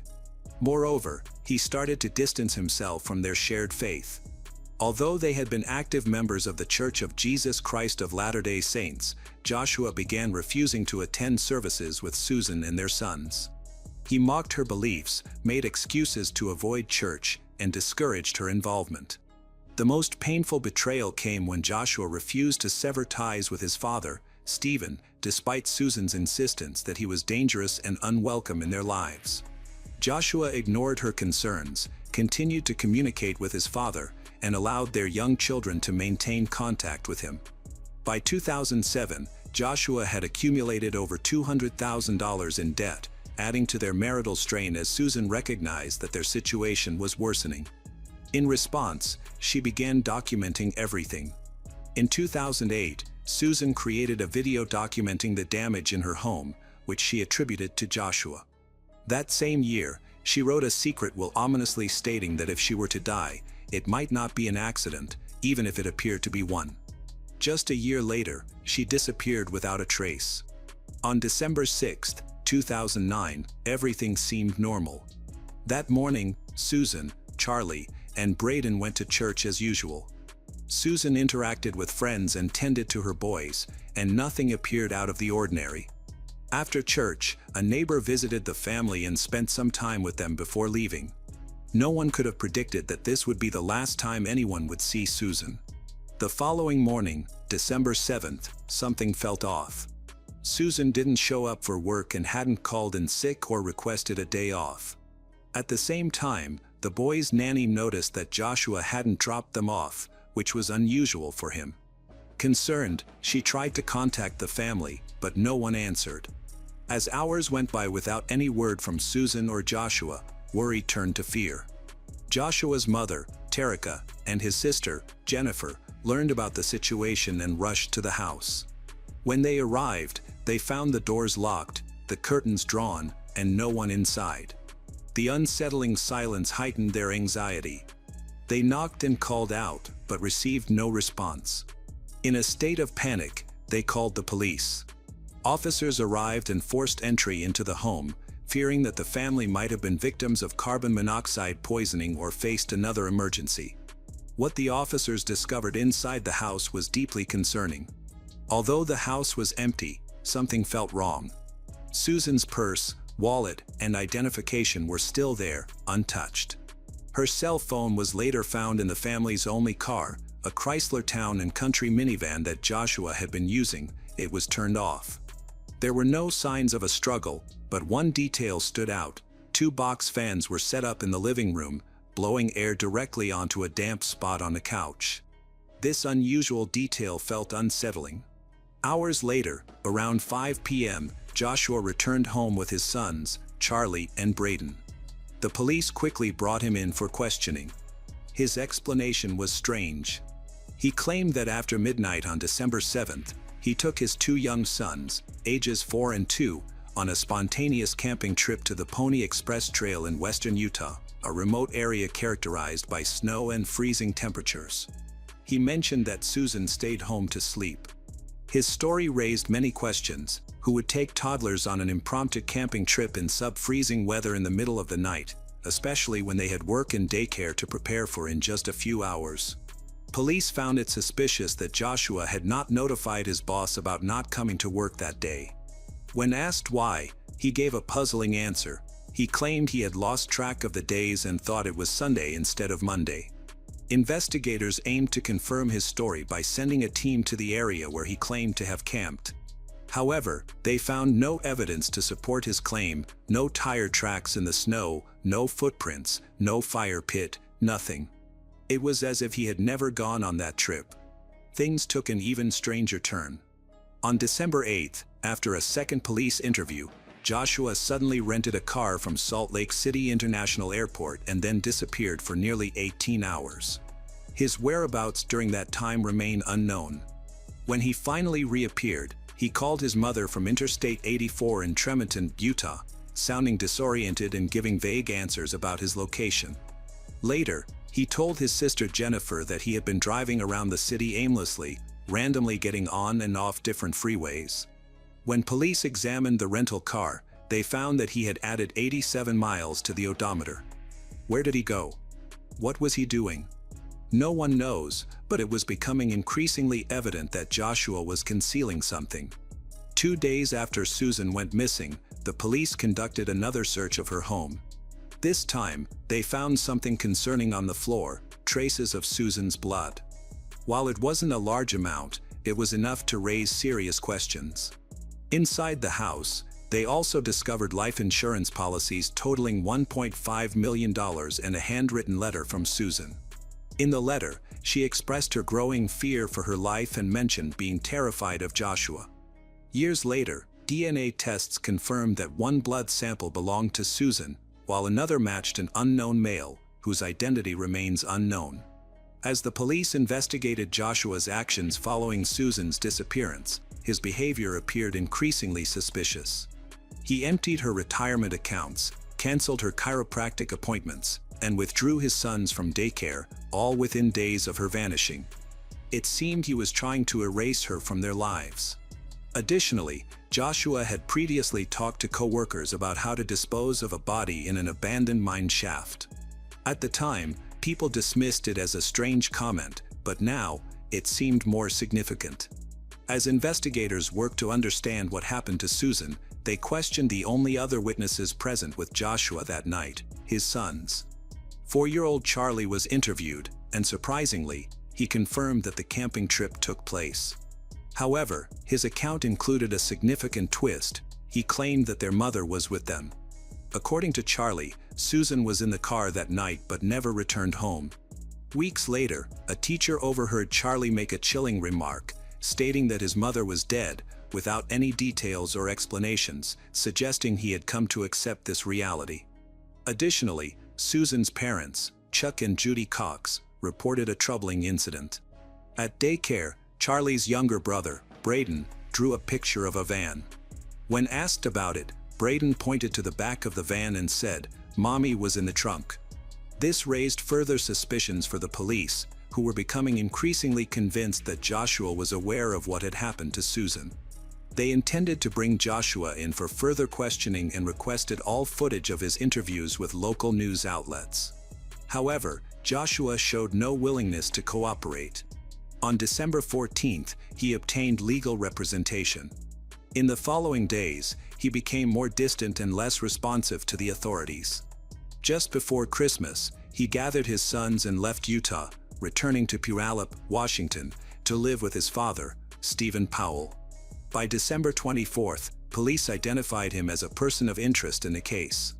Sadly, the situation was far from resolved. In 2010, Joshua moved into his father's house in Puyallup, bringing his 2 young sons, Charlie and Braden. Joshua made it clear he wasn't returning to Utah, announcing plans to rent out their home in West Valley City. Some reports indicated he left due to losing his job, but those who knew him felt he was fleeing from something. Shortly after settling in Washington, a website called SusanPowell.org emerged. It claimed to be the official site for Susan Powell, but instead of helping to find her, it focused on defending Joshua. The site accused Susan's family, including her sister Jennifer Graves, and even the LDS Church of conducting a smear campaign against him. Some posts went so far as to suggest that Susan had fled to Brazil with another missing person, journalist Stephen Kocher, a completely unfounded theory. It didn't take long for people to suspect that Joshua and his father, Stephen, were behind the website. Then, by late 2010, the Powells made a startling claim. They suggested that Susan had been mentally ill and had intentionally abandoned her family. This seemed like a desperate attempt to change the narrative, but Susan's parents quickly rebutted it. There was no evidence to support the idea that Susan left on her own or that she was mentally unstable. While Joshua tried to portray himself as the victim, the police began focusing on his father, Stephen. A family friend revealed that Stephen had been obsessed with Susan for years. When investigators examined Stephen's computers, they discovered 4,500 images of Susan, many taken without her consent. These were not just ordinary photographs, they included disturbing close-ups of her body. Police began investigating Joshua's brother, Michael Powell, after he displayed suspicious behavior. Shortly after Susan went missing, he sold his broken Ford Taurus to a junkyard in Pendleton, Oregon. This raised eyebrows, especially when he later requested satellite images of the lot, seemingly to monitor the car. When authorities tracked it down, they used cadaver dogs, which indicated that human remains had once been in the trunk. Unfortunately, DNA tests did not yield conclusive results, leaving a key question in the case unanswered. In September 2011, police thought they had a significant lead. While searching Topaz Mountain in Utah, a location frequently visited by Joshua, they discovered what looked like a grave site. The ground appeared to have been recently disturbed and showed signs of digging. Investigators spent several days examining the area, but ultimately found no remains. Meanwhile, tensions between the Joshua families and the Susan families escalated. After police searched Stephen's home, both he and Joshua took to the media to advocate for their side of the story. Stephen claimed that he and Susan were developing a romantic relationship before her disappearance, using old journal entries from her teenage years to argue that she had always been unstable. A judge did not accept this narrative. He ruled that Stephen and Joshua could not publish any of Susan's personal writings and ordered them to return or destroy any journals they had already made public. Then the situation escalated. On September 22, the police arrested Stephen on charges of voyeurism and child abuse. Investigators found secretly recorded videos in his home featuring young girls, adult women, and, most alarmingly, Susan. It was apparent that Stephen posed a serious danger, and authorities began to suspect that Joshua might not be innocent either. John Long, Washington's Assistant Attorney General, announced that Joshua was now part of the investigation. The day after Stephen's arrest, Susan's father, Chuck Cox, filed for custody of his grandchildren, Charlie and Braden. Initially, the court granted him only temporary custody, allowing Joshua the opportunity to regain custody if he moved out of Stephen's home. Joshua rented a house in South Hill, Washington, presenting it as if he were complying with the order. However, authorities later claimed he never actually lived there. By this time, Joshua's sister, Jennifer, publicly expressed her belief that he was involved in Susan's disappearance. As the custody battle escalated, the court ordered Joshua to undergo psychological evaluations. A forensic psychologist, James Manley, evaluated Joshua and discovered concerning patterns. Joshua denied having any normal human flaws or weaknesses and displayed highly controlling behavior toward his sons. He also exhibited signs of deep paranoia, frequently blaming the police and media for his difficulties. Despite these findings, there was no direct evidence of abuse. Therefore, Manley allowed Joshua to visit his sons several times a week under the supervision of a social worker. However, in January 2012, everything changed. When examining computers seized from Joshua's home, police found about 400 images of child abuse, bestiality, and incest. The images had been cached from a previous owner, but Joshua had viewed them. Although they weren't illegal, the psychologist handling his case was deeply concerned. Joshua was ordered to undergo a full psychological evaluation and a polygraph test. As the pressure mounts, Joshua becomes desperate and is about to commit a horrific act that no one could have imagined. On February 5, 2012, social worker Elizabeth Griffin Hall pulled up to Joshua's house in South Hill, Washington, for what was supposed to be a routine supervised visit between him and his two young boys, Charlie and Braden. The court had ordered these visits to be monitored for the children's safety, so Hall was there to ensure everything went smoothly. However, the moment she arrived, something felt off. As soon as the boys reached the front door, Joshua yanked them inside and slammed it shut right in Hall's face. She barely had time to react before she heard the deadbolt click. She pounded on the door, shouting for him to open it, but he didn't respond. Panicked, she pulled out her phone and called 911. Her voice shook as she told the dispatcher what had just happened, that she was supposed to be supervising the visit, that Joshua had locked her out, and that she feared for the boys' safety. She begged them to send help quickly. Immediately afterwards, a terrible explosion occurred, shaking the house. The force of the explosion propelled Hall backward. Within seconds, flames erupted, engulfing the home in thick black smoke. The intense heat scorched the air around her, leaving her immobilized by fear. Neighbors rushed over, some shouting and others already calling emergency services, but it was too late. The fire spread rapidly, and there was no chance for anyone inside to escape alive. Investigators later confirmed their initial suspicions. Joshua had planned this act. It wasn't an accident or a tragic gas leak. He had doused the house in gasoline, turning it into a death trap. Officially, Charlie and Braden died from carbon monoxide poisoning, but the reality was more horrific. Joshua had attacked them with a hatchet before starting the fire. The day before the tragedy, he emptied his bank account, donated the boys' toys to charity, and sent cold, emotionless goodbye emails to family and friends. Charlie and Braden were buried beside their mother, whom they would never see again, but their family's struggle continued. A year after Joshua took the lives of his two young sons and himself, his brother Michael tragically followed suit. On February 11, 2013, he ended his own life. His ending his own life sparked even more suspicion. In 2012, police questioned him several times about his abandoned Ford Taurus, which was found at a wrecking yard in Oregon. When asked why he left it there, he was vague and did not provide clear answers. Investigators later indicated they believed both Joshua and Michael were involved in Susan's murder. Despite extensive searching, Susan's case remained unsolved and hopeless. By May 21, 2013, the West Valley City Police officially closed the investigation into her disappearance. In the same year, James Manley, the psychologist who assessed Joshua for the state of Washington, acknowledged that he had always suspected Joshua was connected to Susan's disappearance. However, he did not include these suspicions in his official report, as his role was to evaluate Joshua's parenting, not to investigate a crime. The legal dispute over Susan's estate continued for years. In March 2015, Susan's father, Chuck Cox, finally prevailed in a lengthy legal battle against Terica and Alina Powell, who had attempted to declare Susan legally dead in order to collect life insurance. As a result, Chuck gained full control of the estate. In 2019, a surprising revelation came to light.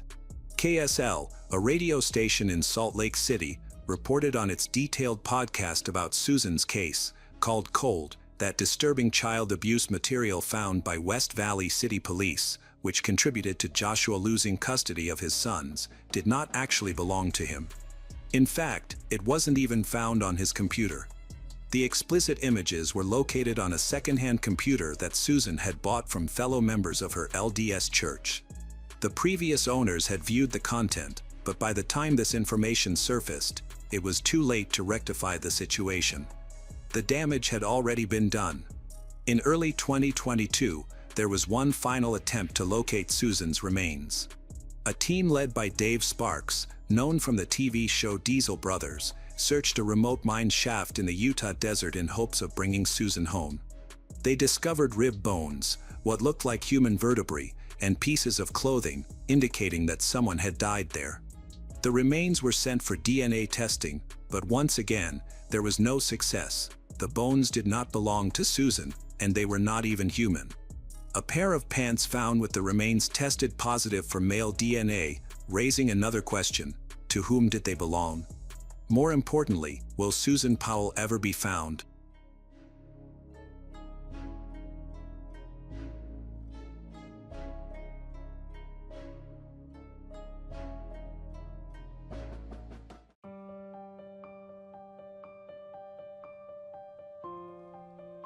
Sarah grew up in Florida in a family with 7 children. She dedicated her life to teaching elementary school and, inspired by her upbringing, wanted to build a strong family of her own. Sarah was naturally sociable and cheerful. In 1981, she met her first husband on a beach in Atlanta, and they decided to move to Georgia together. He owned a fitness club, and Sarah worked as an aerobics instructor at his center. Unfortunately, their relationship faced challenges due to his infidelity, which led Sarah to file for divorce. Although Sarah's first marriage was unsuccessful, she still hopes and is determined to find a partner who shares her values about life and family. At the age of 31, in 1984, she saw Fred Tokars, a prosecutor, discussing a high-profile case on TV. At that time, Sarah was thriving as a marketing director, and she was so taken by his interview that she felt he was the one for her. Confidently, Sarah reached out to Fred, and they quickly clicked, becoming inseparable. Fred was captivated by Sarah's beauty and charm, and she soon wanted to start a family with him. They discovered many similarities between themselves, and Sarah felt that he embodied her father's qualities and her aspirations. Fred often described himself as a protector against evil, making life feel calm and secure. They married a year after they met, and shortly thereafter, Sarah discovered she was pregnant. Their first son, Ricky, was born, and Sarah initially continued working before becoming a full-time homemaker. 2 years later, their second son, Mike, was born. To accommodate their growing family, they purchased a large home in an upscale neighborhood. Fred established his own law practice and began teaching accounting and tax law at a law school. At this point, their sons Ricky and Mike were 4 and 6 years old. At first glance, the Tokars family appeared to be a typical, quiet household, until an incident unfolded in 1992. Sarah, a 39-year-old housewife, was actively involved in her children's education and attended church every Sunday. In November 1992, Sarah took her sons to visit family for Thanksgiving while her husband, Fred, had to work. They traveled to Bradenton, Florida, stopping in Tampa to pick Fred up from the airport, as he was scheduled to join them for a family gathering that weekend. Unfortunately, their return home took a tragic turn. On the evening of November 29, 1992, a man answered a knock at his door to find two young boys covered in something red. When they explained that their mother had been attacked, he found it hard to believe them. The older boy, 6-year-old Ricky, recounted the terrible events to the man and later to the police who arrived on the scene. The boys, Ricky and Mike, who are 4, had just come home with Sarah after a holiday visit.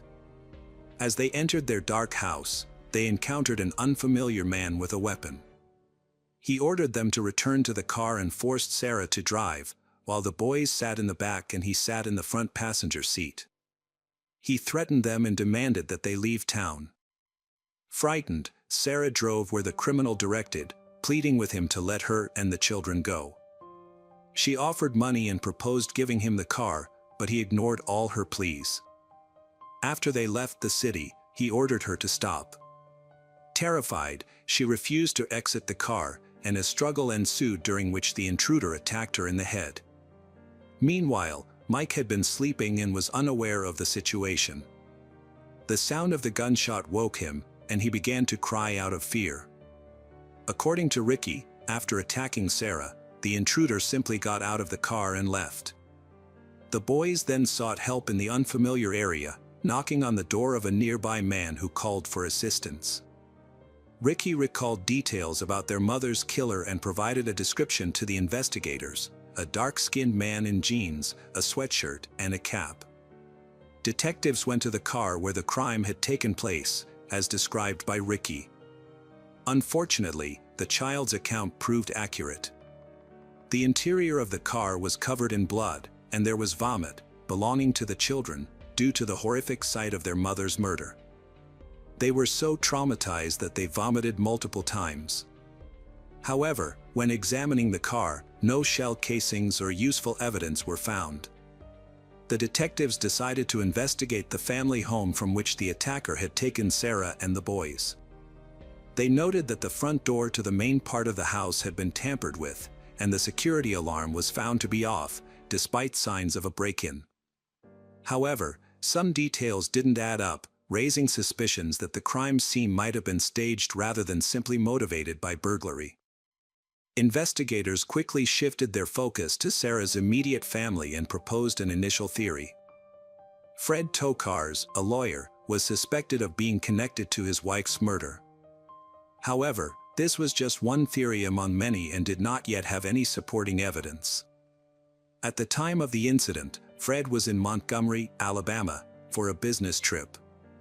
He hurried back to his hometown to be with his children and support them during this challenging time. He also agreed to talk with investigators. Initially, Fred did not raise any suspicions with the authorities. When he first heard about the incident, he was distraught, mumbling and sobbing on the phone, which made it hard for others to understand him. At the police station, he displayed similar grief, appearing visibly upset. He cooperated fully, assuring the police that he would do everything possible to help catch the culprit. He also agreed to show detectives around the house to point out any missing items or inconsistencies. The investigation led them to the basement, where Fred's home office and a safe were located. Fred reported that the safe in his home should have contained $1,000, but the money was now missing. He mentioned that only his wife, Sarah, knew the combination to the safe, which was well hidden in the house. Besides Fred and Sarah, no one else knew its location.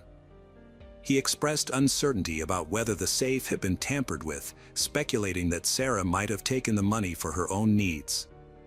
Despite his willingness to help, the police found it odd that Fred seemed unaware of various details about his own house.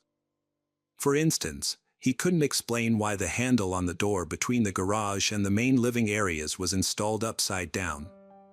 Fred justified this by saying he spent most of his time working or traveling for business, so he might not have been informed if Sarah made any changes or hired contractors.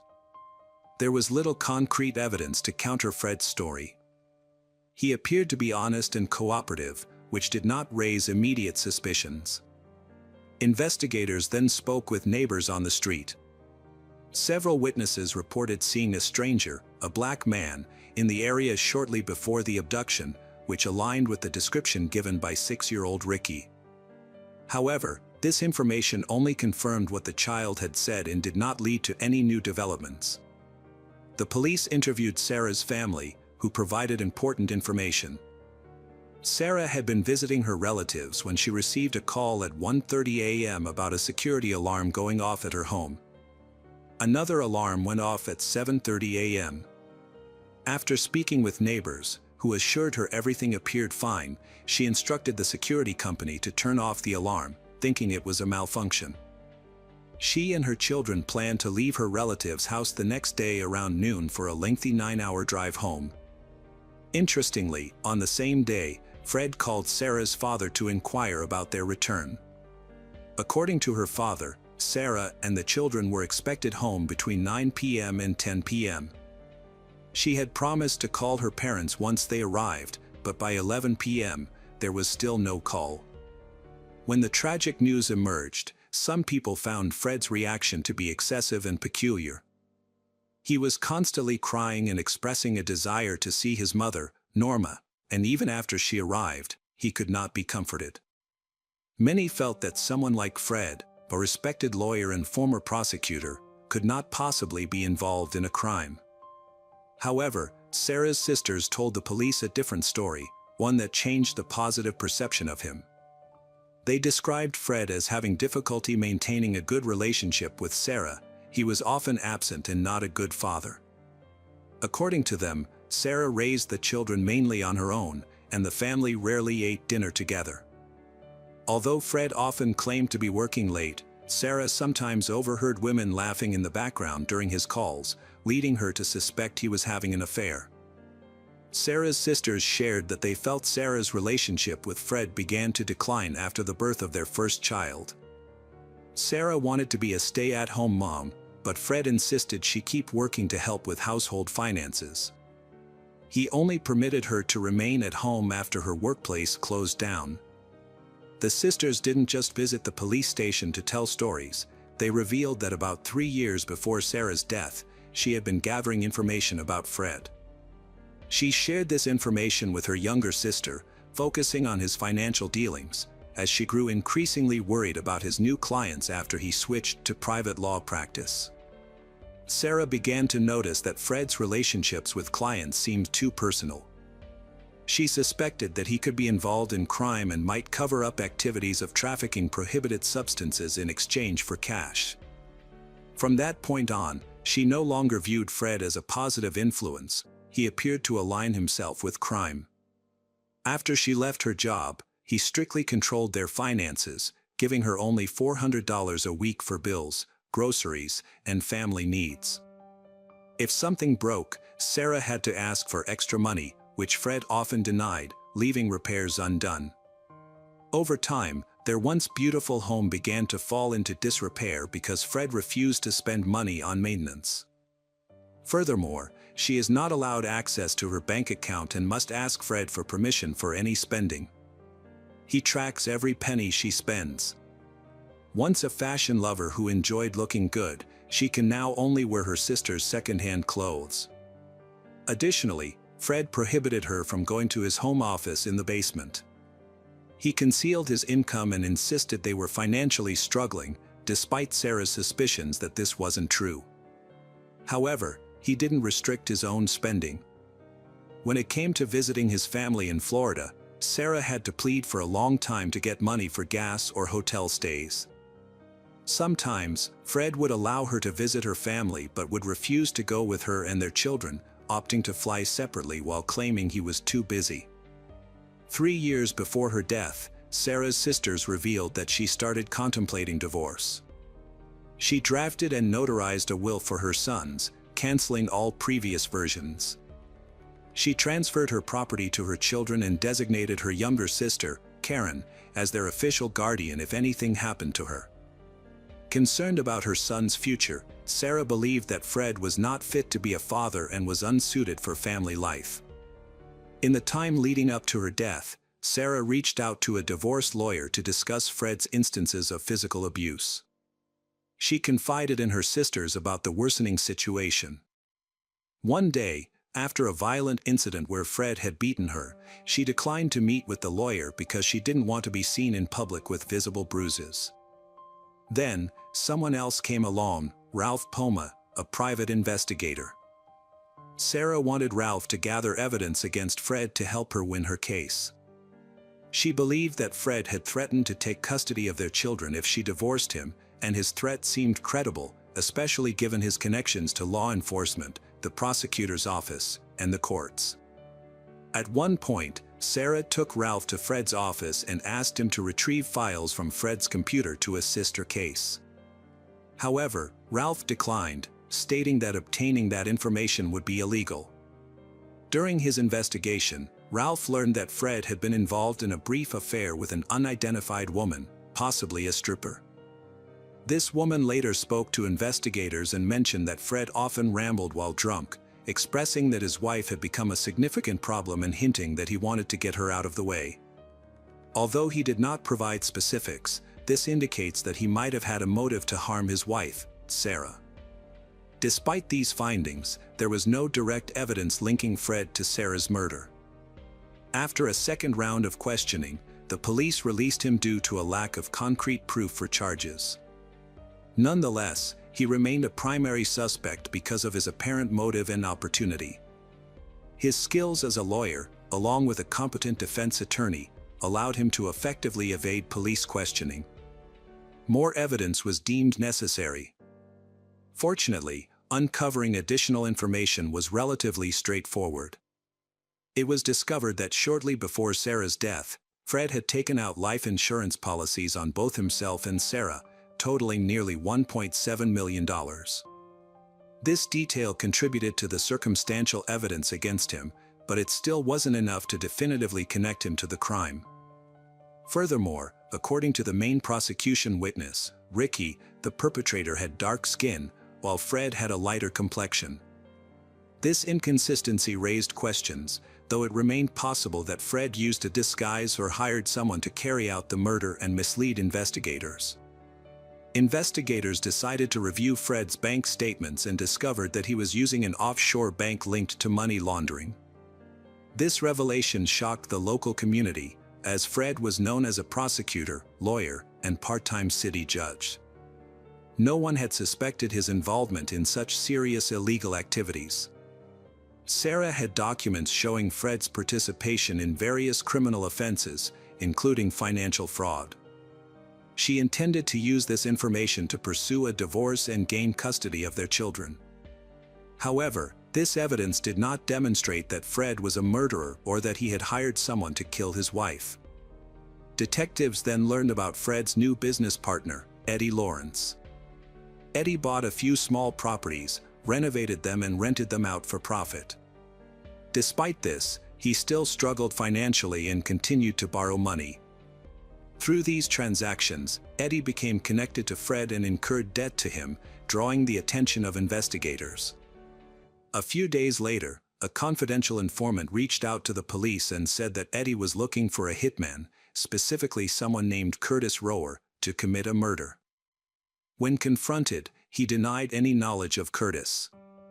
Nevertheless, the informant was deemed credible, leading to Eddie's arrest on December 16, 1982, without the option for bail. Following this, investigators intensified their search for Curtis and questioned Eddie again. Eddie, however, remained uncooperative with investigators. Eventually, on December 22, officers located Curtis hiding in an abandoned house. He had a history of minor crime convictions, including car theft and robbery, and was currently on probation for a recent similar offense. Curtis spoke to investigators and admitted that he was the one who took Sarah and the children out of town. However, he stated that he couldn't bring himself to kill her. Although he was hired as a hitman, he lacked the bravery to pull the trigger, as he had never killed anyone before. His past offenses had been minor, but now he faced serious charges, including aggravated kidnapping. Curtis disclosed that he didn't stop at a random location, he stopped where Eddie was waiting for them. Sarah recognized Eddie and tried to run him over with her car but failed. After that, she pushed Ricky to the ground to protect herself.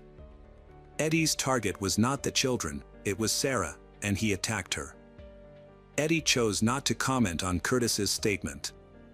Later, several witnesses came forward, describing Eddie as an addict with significant mental health issues. They reported that he bragged about having killed a woman. After this incident, Eddie agreed to a plea bargain. He had debts to Fred, who had hired him to find a killer. Fred promised to clear Eddie's debts and give him half of Sarah's life insurance policy. Eddie claimed he tried to talk Fred out of the plan, but when Fred paid him $25,000 up front, he felt he had no choice. Eddie organized a fake trip but stated that he did not want to kill anyone himself, so he hired Curtis for $5,000. Eddie maintained that he did not wait around or take part in the crime. Following this incident, Fred held a press conference in which he stated that he was not involved in his wife's death and claimed he was being slandered. He later closed his law practice, put the family home up for sale, and rented a garbage container to dispose of everything he didn't take with him. Fred collected his belongings and moved to Palm Beach with his mother. As stipulated in her will, Sarah's children were taken care of by her younger sister. Fred visited the children 2 or 3 times a month, meeting with Sarah's family. He insisted he was not involved in her death, but no one believed him. Eddie Lawrence accepted a plea bargain and was sentenced to 12 years in prison, on the condition that he testify against Curtis and Fred. The trial for Curtis Rover began, and thanks to his lawyer's strategies, he avoided the death penalty. Instead, he received a life sentence with the possibility of early conditional release. Curtis continued to insist that Eddie was in the car with him. Detectives then decided to arrest Fred. As he was with the children at the time, investigators pretended to be journalists to coax him out of the house. During the investigation, it was discovered that Fred had attempted to end his life shortly after learning of his wife's death. He insisted that it was a coincidence and not intentional, but the police were skeptical. They understood his attempt to end his life as a sign of guilt and believed he was involved in his wife's murder. On August 20, 1993, Fred was charged with being a lawyer for a group involved in the distribution of banned substances and money laundering through the clubs he owned with Eddie Lawrence. The money from these activities was funneled into offshore bank accounts. Fred maintained his innocence, claiming he had no involvement in illegal activities or in planning his wife's murder. In 1994, Fred was convicted of financial fraud and sentenced to life in prison. His trial for Sarah's murder did not occur until 1997, when the prosecutor sought the death penalty. Although Ricky did not testify against his father, previous statements he made were introduced in court. Fred's mother, Norma, tearfully urged the judge not to impose the death penalty, arguing that it would leave Ricky and Mike without any parents. Sarah's family shared the challenges Ricky faced. He sometimes feared returning home because he worried his grandparents might be dead and a killer might be inside. To ease his fears, adults had to accompany him to show that everything was fine before he could calm down. Ricky often had trouble sleeping, waking up in distress. When discussions about his mother arose, he would shut his eyes, cry, and cover his ears, begging others to stop talking, seemingly reliving the trauma of that night. Ultimately, Fred Tokars was sentenced to life in prison without the possibility of parole, concluding the family's quest for justice. After Fred was convicted of Sarah's murder, his sons never spoke to him again. Ricky grew up and worked in a medical organization, where he helped others. Fred's life ended tragically as well. In 2020, he died of natural causes in prison at the age of 67. His attorney reported that he had a neurological disease that contributed to his death. Coincidentally, Fred's 31-year-old son, Mike, also died from a similar disease that same year. Sarah Tokar's family was once warm and hopeful, but it collapsed due to a heartbreaking tragedy caused by the very person she trusted the most, her husband, Fred Tokars. Fred, a respected prosecutor and lawyer, hired a killer to end Sarah's life. This immense loss, along with the deaths of Fred and their son Mike, left Ricky as the sole survivor, bearing the burden of their shared past. This case not only shocked public opinion due to its level of brutality and surprise, but it also served as a profound warning. Sometimes, evil hides behind a facade of morality and power. It reminds us that true safety and happiness do not lie in external appearances but in honesty, respect, and genuine love within a family.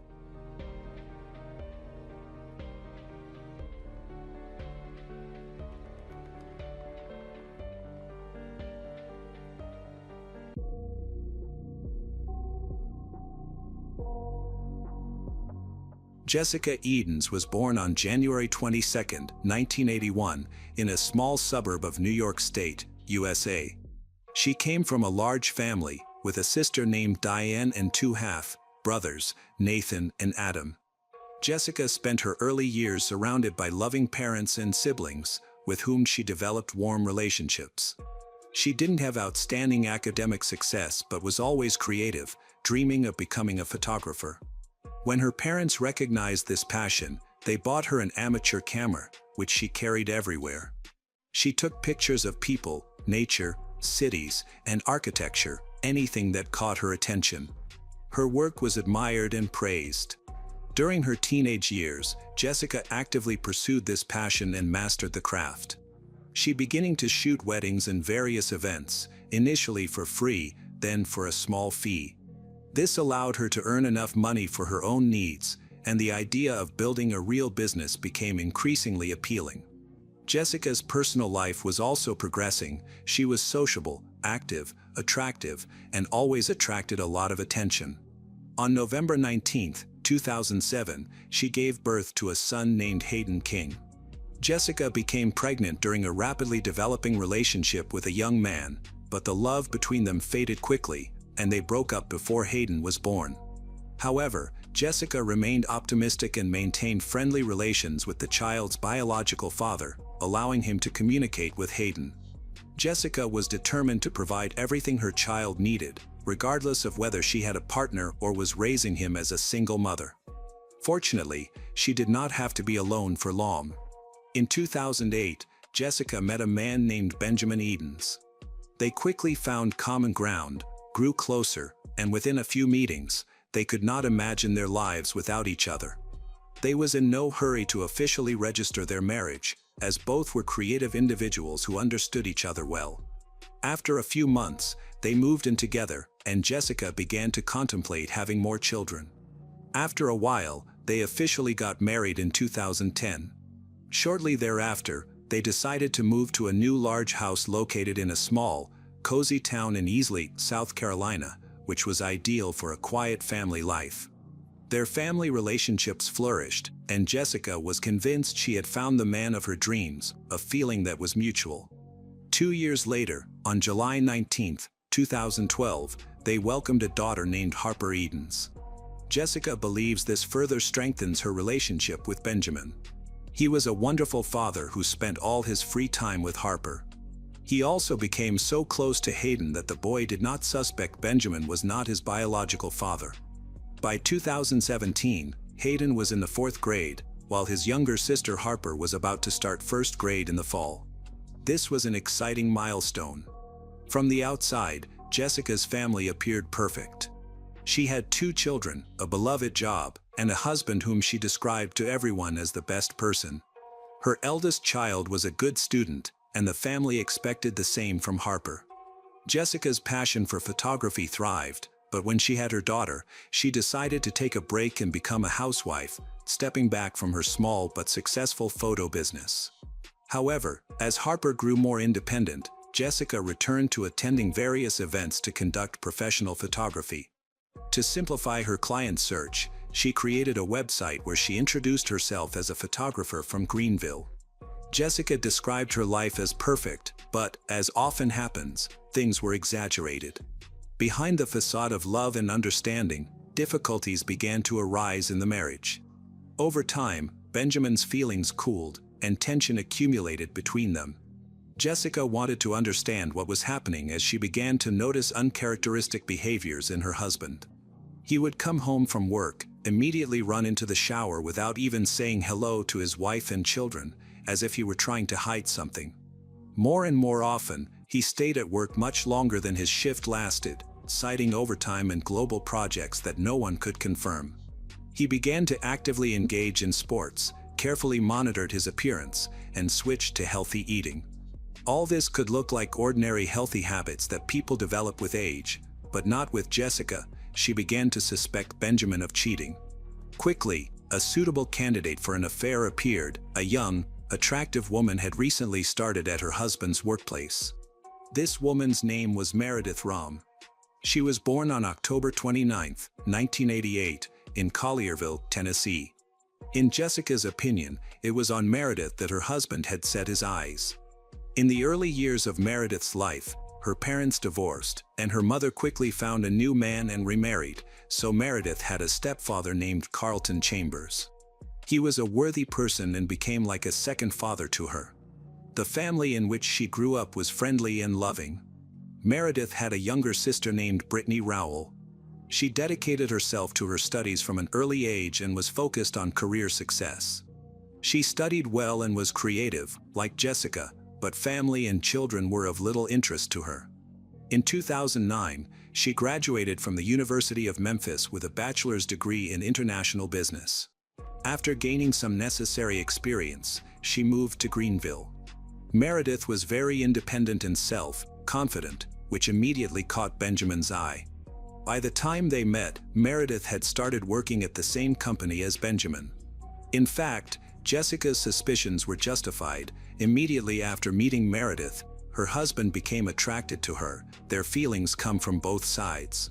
They started dating in secret, and their affair continued for a year. Now, Benjamin finally realized that he wanted to be with his young mistress and wanted to break up with Jessica, but he didn't know how to approach the issue. He was afraid of offending his wife and wanted to avoid the difficulties of the divorce process. For a long time, Benjamin was torn between his family and his mistress. His wife's suspicions only aggravated the situation. The more accusations she made, the more inevitable the breakup felt, which provoked constant quarrels. Jessica did not trust her husband and wanted to find out what was going on. He tried to distance himself, but this could not go on forever. It was time to tell the truth, but Benjamin could not bring himself to do it. Instead of confessing, he decided to move out on far-fetched grounds, citing constant pressure from his wife. On April 11, 2017, Benjamin packed his things and moved from the shared family home to a rented apartment. At least that is what he initially told his wife. Jessica kept hoping that these were only temporary difficulties that many people experience, and that their marriage would be saved.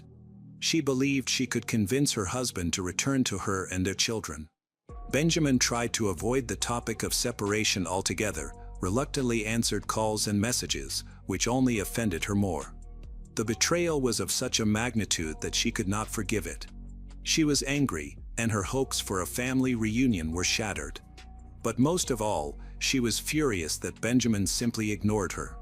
As the persecution began, Jessica spread various damaging facts about Meredith on all social networks and on any sites where she could post information, exposing her as the homewrecker and her husband as a cheater. Jessica continued to communicate regularly with Benjamin, trying to win him back. Instead, he finally decided to file for divorce. Telling Jessica this provoked even more anger from her, and she now decided to annoy him as much as possible. She knew how much Benjamin loved their daughter Harper, so she sought sole custody of the girl. He had always been a caring father and loved the children, including Hayden. Therefore, he was against such a decision. Benjamin wanted to maintain the right to communicate with the children. He did not want to sit idly by. He hoped to smooth over the conflict and therefore proposed joint custody. Jessica was adamant.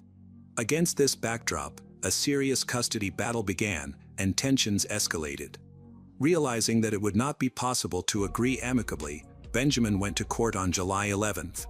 He wanted to gain an advantage and testified under oath that Jessica was using the children as a weapon of revenge.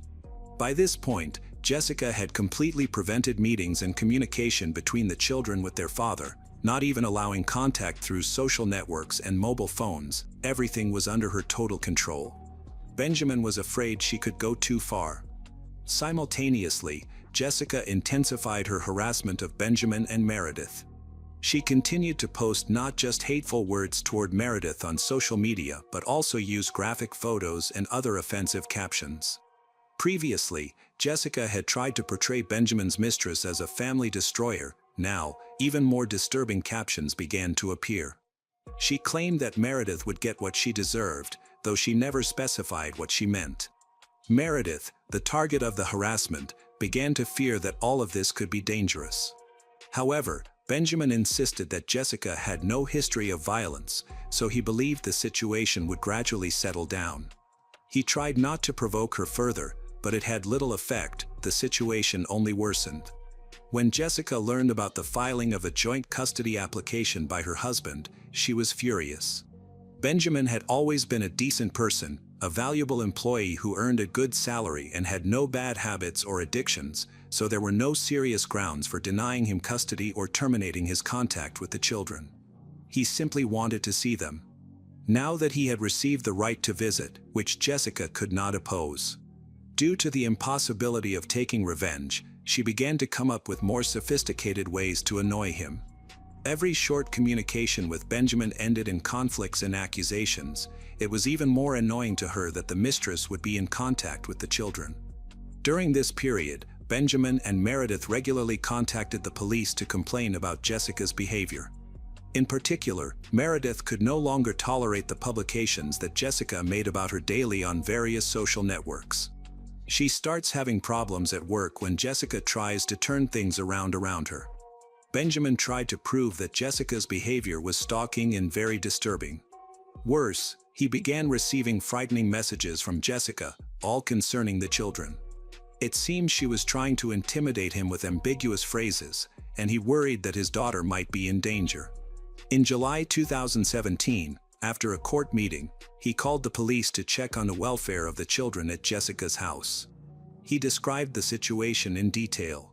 He felt powerless since Jessica still interfered with the meetings, and he did not want to use force, fearing she would use this in court against him to strip him of his joint custody rights. The officers who responded reported that everything was fine, but the anxiety from the threats continued to grow. On July 12th, they discussed joint custody again. All attempts by Jessica to prevent this were unsuccessful, making her even more furious. During the day, Benjamin begins to receive more disturbing messages from his ex-wife. It was obvious to her that there was no legal way to limit the children's communication with their father, so she tried to irritate him further with her frightening messages. Benjamin contacted the police again and asked the patrol officers to go to the family home to check on the children's well-being. When the officers arrived, they again did not see anything suspicious.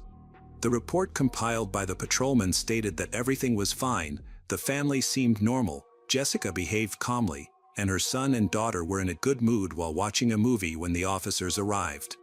At that moment, Jessica insisted that Harper call Benjamin, realizing that he had called the police. All of this became part of her insidious plan to expose him as a liar. While the officer was in the house, he discussed the potential resumption of relations with Benjamin. Jessica denied wanting to reconcile, calling him a traitor who had cheated for a whole year. She couldn't forgive him and intended to use this in court to achieve sole custody of their daughter. She didn't want him in the children's lives. While the officer was filling out the report, Jessica began insisting that Benjamin and Meredith were very dangerous people, especially to the children. She claimed to have suffered from their behavior since the divorce process began and insisted that they were trying to portray her in a bad light. Jessica wanted to obtain a restraining order against them. The patrolman informed Jessica that, in order to get a restraining order, she would have to go through the court process after filing a report. After saying goodbye to the officers, she promised to file a statement in person soon, but that was not destined to happen. The next day, While Jessica's family was out of town, she went to her parents' house early in the morning and took a .40 caliber pistol that they used for self-defense. When relatives heard about this, Jessica warned her father about the need for a weapon, and he was not against it. They did not suspect the scale of the persecution that Jessica had arranged. She skillfully lied, making Benjamin look worse and referring to the persecution from him, that the danger emanating from her ex. Jessica claimed that she could not feel calm at home, she was simply afraid to be left alone with her 2 children. They were easily convinced that Benjamin and Meredith posed a threat, including to the children, and that the weapon would help protect them from what she described as extremely harmful communication. All of this sounded plausible, therefore, her parents had no problem with her needing the weapon for a while. Jessica planned to keep the gun in the house while the divorce process was ongoing. Jessica then sent text messages filled with accusations, now targeting everyone who knew Meredith. She managed to find information about the family and friends of Meredith, copying the messages to everyone, then telling them how Meredith had stolen her husband, destroyed her family, and was now trying to take the children. Jessica obtained the phone numbers of at least 5 friends of family members on social media. It seemed she was immersed in this all day, displaying behavior that resembled madness. She even personally called several people, relaying her story over her mobile phone. Some of Jessica's acquaintances became disappointed in her decency, causing real damage to her reputation. Benjamin also received even more terrifying messages. Jessica openly accused and intimidated him, stating that he would not receive anything, he would not gain access to Meredith and the children.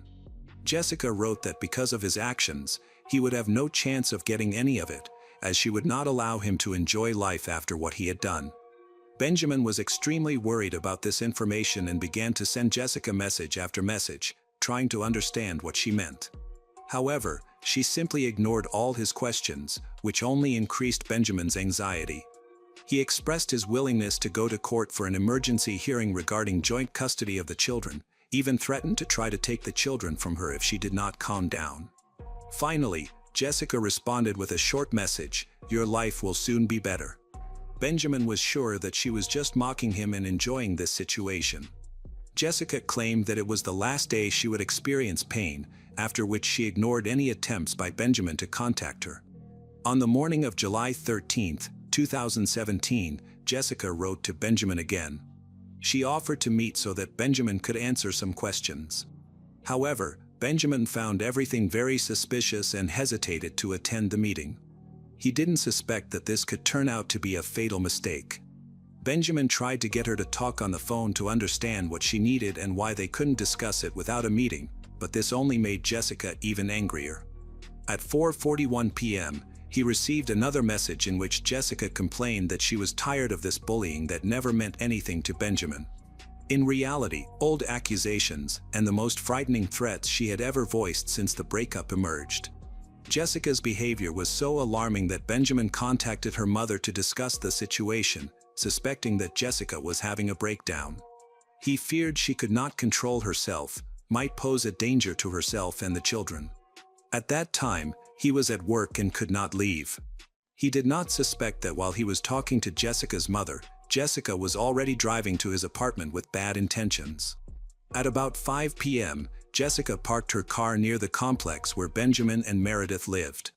In the parking lot, Jessica saw Meredith, who had just returned from work and was sitting in her car, distracted by the mail on her mobile phone. Jessica approached her, pointed a gun, and shot through the glass, instantly killing her rival, whom she considered the cause of all her troubles. All this happened in broad daylight. As people were returning from work, the noise attracted numerous witnesses. After the incident, people saw Jessica get into her car and drive away. Neighbors contacted the police, reporting this and clarifying one frightening detail. At that time, there were 2 children in the car with the shooter. Witnesses described the shooter, and the police understood who they were talking about. They assumed that Benjamin was in danger. Jessica had enough time to act, but she was not going to go to Benjamin's workplace. Instead, she devised something much more sophisticated and stayed one step ahead of law enforcement. While the authorities were still looking for her in the city and were awaiting Benjamin's arrival at work, Jessica called Benjamin, told him that everyone he loved had left and that she would be next. Then Jessica hung up. It was the last call she made. Police eventually traced the call and went to Easley, 7 miles from the Benjamin home, where they saw her Jeep. The doors of the car were locked from the inside, and the engine was still running.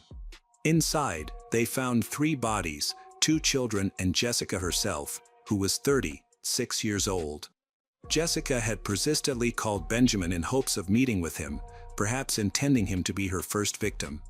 However, he seemed to sense danger and avoided contact as much as possible, often opting to respond via a message on a messaging app. When she received a refusal, she flared up in anger and attacked Meredith, after which Jessica returned home. Near her house, she called Benjamin again. After a meaningless conversation, Jessica first attacked her 5-year-old daughter, then her 9-year-old son, after which she turned the gun on herself. Jessica used the same gun that she had borrowed from her parents on July 11th. During the investigation, detectives found out that Benjamin had been trying to obtain a restraining order against Jessica. He had filed for joint custody on the same day and had communicated with the police officer who came to check on the children. Jessica left 4 suicide notes, 1 for her mother, 1 for her father, 1 for her son's father, and 1 for her husband. In these notes, she expressed her love for her family and her regret for the pain her actions would cause them. Jessica insisted that she could no longer live with these feelings and believed that her children would also suffer without her, so she decided to take not only her life but theirs as well. In the letter to her son's father, she expressed gratitude for giving her her first child and apologized for the pain she had caused. Considering the content of these notes, the police investigated suspicions of domestic violence against the children. Judging by what Jessica wrote, it was possible she had harmed them as a way of exacting revenge on her unfaithful husband. However, nothing like this could be confirmed. As for the last note left by Jessica to Benjamin, it contained several short phrases in which she wished that Benjamin would experience the pain from his cruel act for the rest of his life. The note also stated that he would not be able to hurt them anymore. Among all the individuals involved in this case, Benjamin was the only survivor. The note turned out to be prophetic. Even to this day, he continues to live with the pain of losing his loved ones.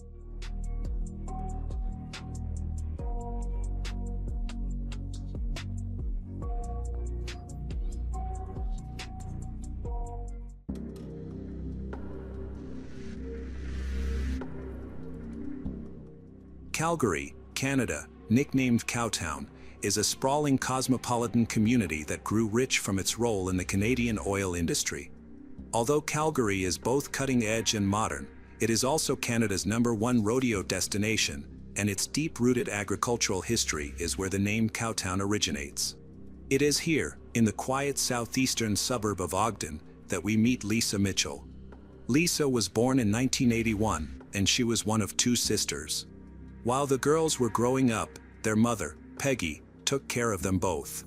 She loved her daughters very much but also taught them to be independent. When Lisa was 4 years old, Peggy could already tell that her daughter would be unique. The girl was sociable, expressed her creativity through art and music. In high school, Lisa made many friends with whom she eventually formed a girl group. She graduated from high school with average grades but excelled in creative subjects such as art and music. After finishing school, Lisa held various positions at grocery stores and cafes, but above all, she wanted to work at various events, including concerts. This would give Lisa the opportunity to meet some of her favorite musicians. Soon, Lisa got a job at a private restaurant located in northeast Calgary. She liked the work and enjoyed the food there, but one of the sushi chefs particularly appreciated her presence. This man's name was Alan Schieback. Although Alan was actually shy and reserved, he managed to start a conversation with Lisa. From that moment, they began to grow closer. Initially, their relationship was happy, but there were also problems. Lisa's parents did not like Alan because they thought he spoiled her mood. Lisa was always a sociable, cheerful young girl who loved to take risks and express her emotions. In contrast, Alan was much more reserved, calculating, and suspicious of anything. Eventually, these differences created cracks in their relationship, and the situation became tense. After 5 years of living together, they eventually separated. Lisa started dating other men again, and although it seemed she had forgotten Alan, he could not say the same. Alan found it difficult to move on after their breakup, and so a few months later, he reappeared in Lisa's life, begging for a second chance. Lisa tried to forget him while dating again, but none of the men she met fulfilled her desires. So, when Alan presented her with an engagement ring right before her eyes, their relationship resumed quickly. However, despite the engagement, the quarrels also resumed. They decided to start a family. First, they had a son, and after 2 years, a daughter arrived. They tried their best to make their children happy, but they themselves had a hard time. Alan worked during the day while Lisa stayed home with the children, and in the evenings, after dinner, the spouses would switch places. This way of life began to strain them both. Fatigue accumulated, and the changing work schedules took away the time that they could spend together. Often, the time they did find led to arguments, which became increasingly heated and fierce, eventually escalating into physical confrontations. Alan and Lisa went so far as to pinch, slap each other. After 10 years of marriage and 2 children, they both felt they had no other choice but to try to improve their relationship. It seemed better to break up and seek new happiness. Lisa's wise mother thought the same. She often urged her daughter to end things with Alan and return home, where she would always be there to offer her support. In recent years, Lisa and Peggy had become very close, not only in relationship but also due to distance. In 2011, when Lisa got a second job at the Longview Hotel, only an hour's drive from her mother's house, the reason was that Alan had lost his job again, and Lisa often had to work overtime to make ends meet. This, of course, caused tension between the spouses. While Alan often stayed home with the kids, Lisa frequently stayed with her mother to have time and perhaps take a break from Alan. In October, at the hotel, there was an event in honor of Halloween, and Lisa was among the invitees. She agreed to go, taking her mother with her. Since Lisa had worked the next day, she decided to spend the night at her mother's house. They had a great time at the party, and everything went smoothly. The next morning, on October 29, 2012, Peggy hugged her daughter before taking her to work, but from that moment on, everything would change. Despite sending numerous messages, Peggy did not receive a response from Lisa for several days, which was unusual since Lisa always replied promptly. After checking on some information, Peggy found out that Lisa had stopped showing up at work. After that day, calls to Lisa and her family went unanswered. No one read her messages. Peggy began to worry seriously and decided to visit the Shyback residence. As she approached the front door, she knocked, not knowing who would answer. Later, Peggy said that Alan opened the door, and the first question she asked was, "Where is Lisa?"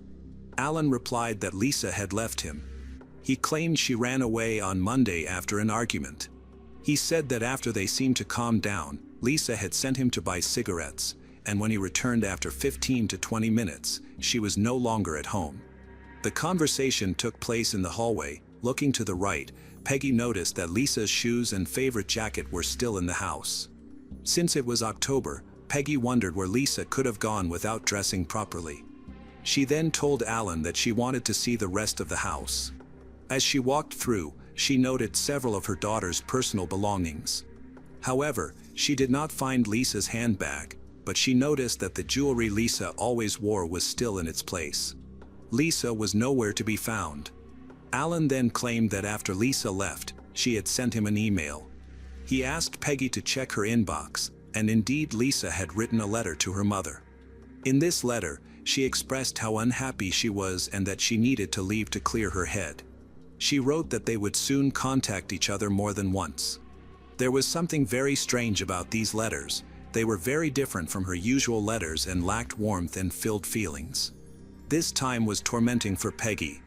She slept every night next to the phone in case her daughter called. Then, at 4:45 a.m. on November 16th, a very strange voice message was received. Peggy could not remember it word for word, but she realized that Lisa was fine. At the end of the voice message, Lisa said, "He is at home, I have to go." Peggy was confused. "Who is at home?" Where to go? She wondered if there was someone next to Lisa controlling her or if she was chained in a basement. This mysterious message prompted Peggy to decide to contact the police and initiate an investigation into the disappearance of Lisa Mitchell. The police first questioned those who had last seen Lisa and also visited the house where she lived. However, they did not find anything unusual there. The house was clean and tidy, except for the basement, which, like all basements, was full of junk. Checking the bank history and phone activity was unsuccessful. Lisa had not called or sent messages, and her funds on the cards had not been used since her disappearance. The case was treated as a missing persons case, and progress was slow. However, after more than 1 year, 3 months after Lisa's disappearance, Alan was finally interviewed by authorities to learn more about his relationship with his wife. He revealed that his relationship with Lisa had been rocky for the past decade. Alan also stated that his wife had dated other men while they were still living together and that he had found her profile on several dating sites. The information Alan provided was helpful to the police, but he still remained a suspect. Alan said that he had not heard from Lisa for several months. There is an expression that when a person disappears, their silence can be the loudest thing imaginable. As the investigation into Lisa's disappearance was delayed, the authorities decided to take extreme measures. Very rarely do people voluntarily remain missing for so long, and the police understood this. In connection with the change in local privacy laws, the police received the right to search for missing persons and study accounts, phone records. They were able to analyze the voice message that Lisa left for her mother a year ago. The phone from which the voice message was sent was traced back to Alan's number. Interestingly, Alan told the police that he had not heard from Lisa since she disappeared in October 2012, changing the authorities' view of him. Now that the case had become a criminal investigation, investigators were allowed access to all of his information, including his bank records. What they found was disturbing. It was revealed that back in 2012, Alan had made a rather strange purchase. He had gone to a local hardware store to buy gloves, bleach, a large plastic tub, a body mat, road salt, a wooden board, and concrete, items that the police would call a burial kit. The officers were troubled by this, but despite this evidence, the authorities felt it was not enough to arrest Alan. They needed something more, perhaps a confession. Based on this idea, a project called Aurora was created. It was a special operation aimed at achieving an eventual confession, and there was no easier way than through friendship. On December 4, 2013, a Thursday with temperatures well below zero, visibility in the area was quite good. That is why it was a real shock for Alan when a young woman crashed into his car in the parking lot of his workplace. She approached him to apologize, stating that it was an accident and that she would be happy to share her contact details to sort out the insurance. At first, Alan seemed unhappy, but eventually, he accepted the offer. Unknown to Alan, the woman was actually an undercover police officer. She told Alan that her boss would pay for any damage. That boss was also an undercover officer. The operation officially began. Several undercover officers were involved in maintaining the artificial friendship between Alan and his new friend. For instance, some female officers pretended to be nannies. They managed to become friends with Alan, who became so close to some of these imaginary friends that he even invited them out for drinks and to events. As for the first female officer, he politely invited her on a date, to which she, of course, gently declined. All these police officers slowly but surely approached Alan and his secrets in the hope that over time, they would obtain some kind of confession from him. To their credit, they had all been working for about a year, and their efforts were finally rewarded in December 2014 when a breakthrough was made. Feeling confident that a strong enough connection had been established between them and Alan, a plan was enacted to elicit the long-awaited confession. One of the officers arranged a trip by train to Winnipeg, which is more than 130 miles from Alan's home.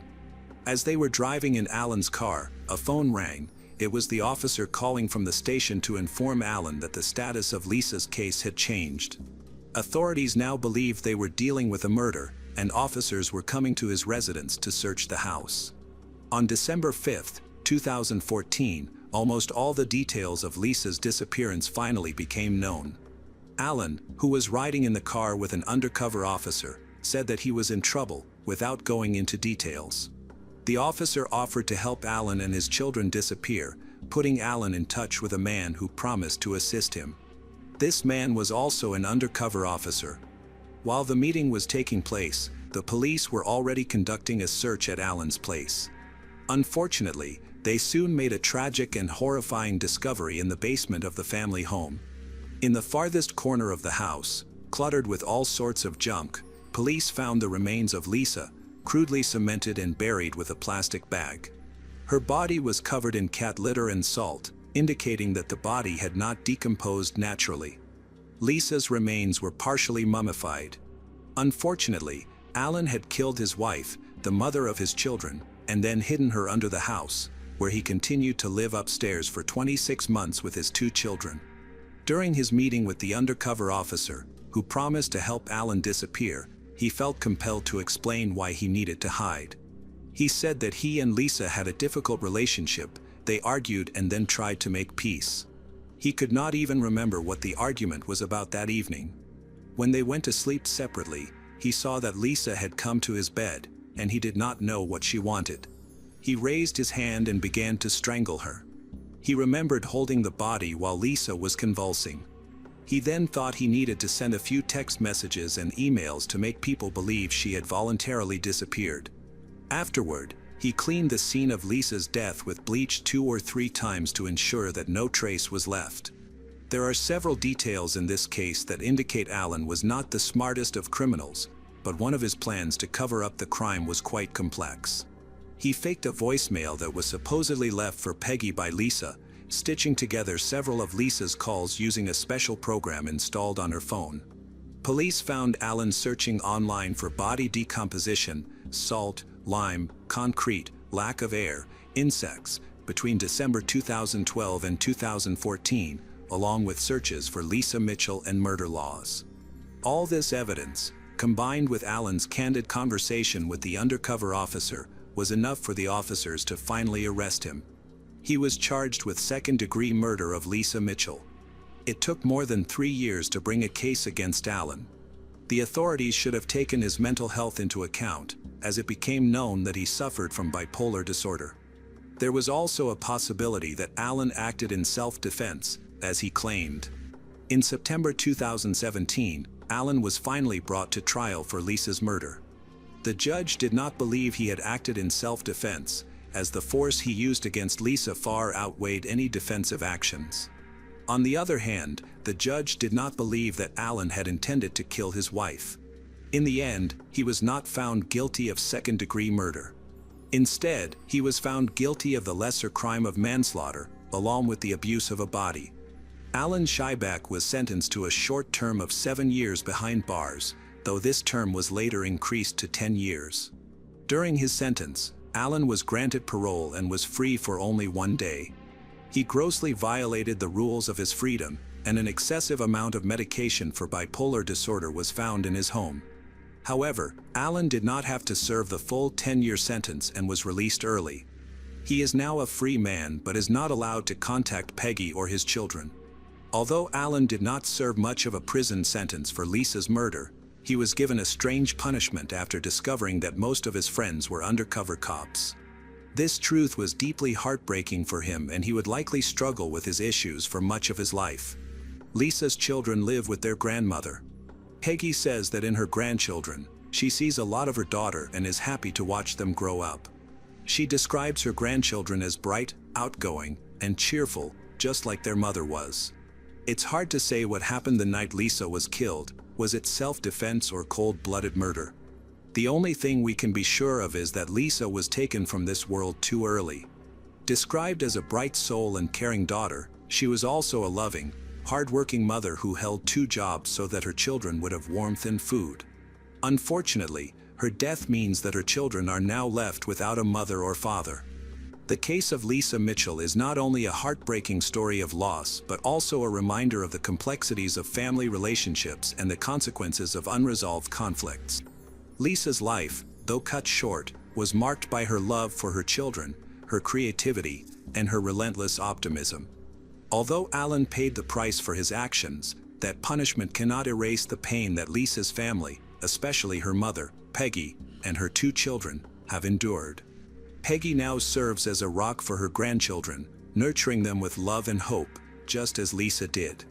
The story ends on a sad note, but it also affirms that, although Lisa is no longer with us, her light continues to shine through the people she loved and the memories she left behind.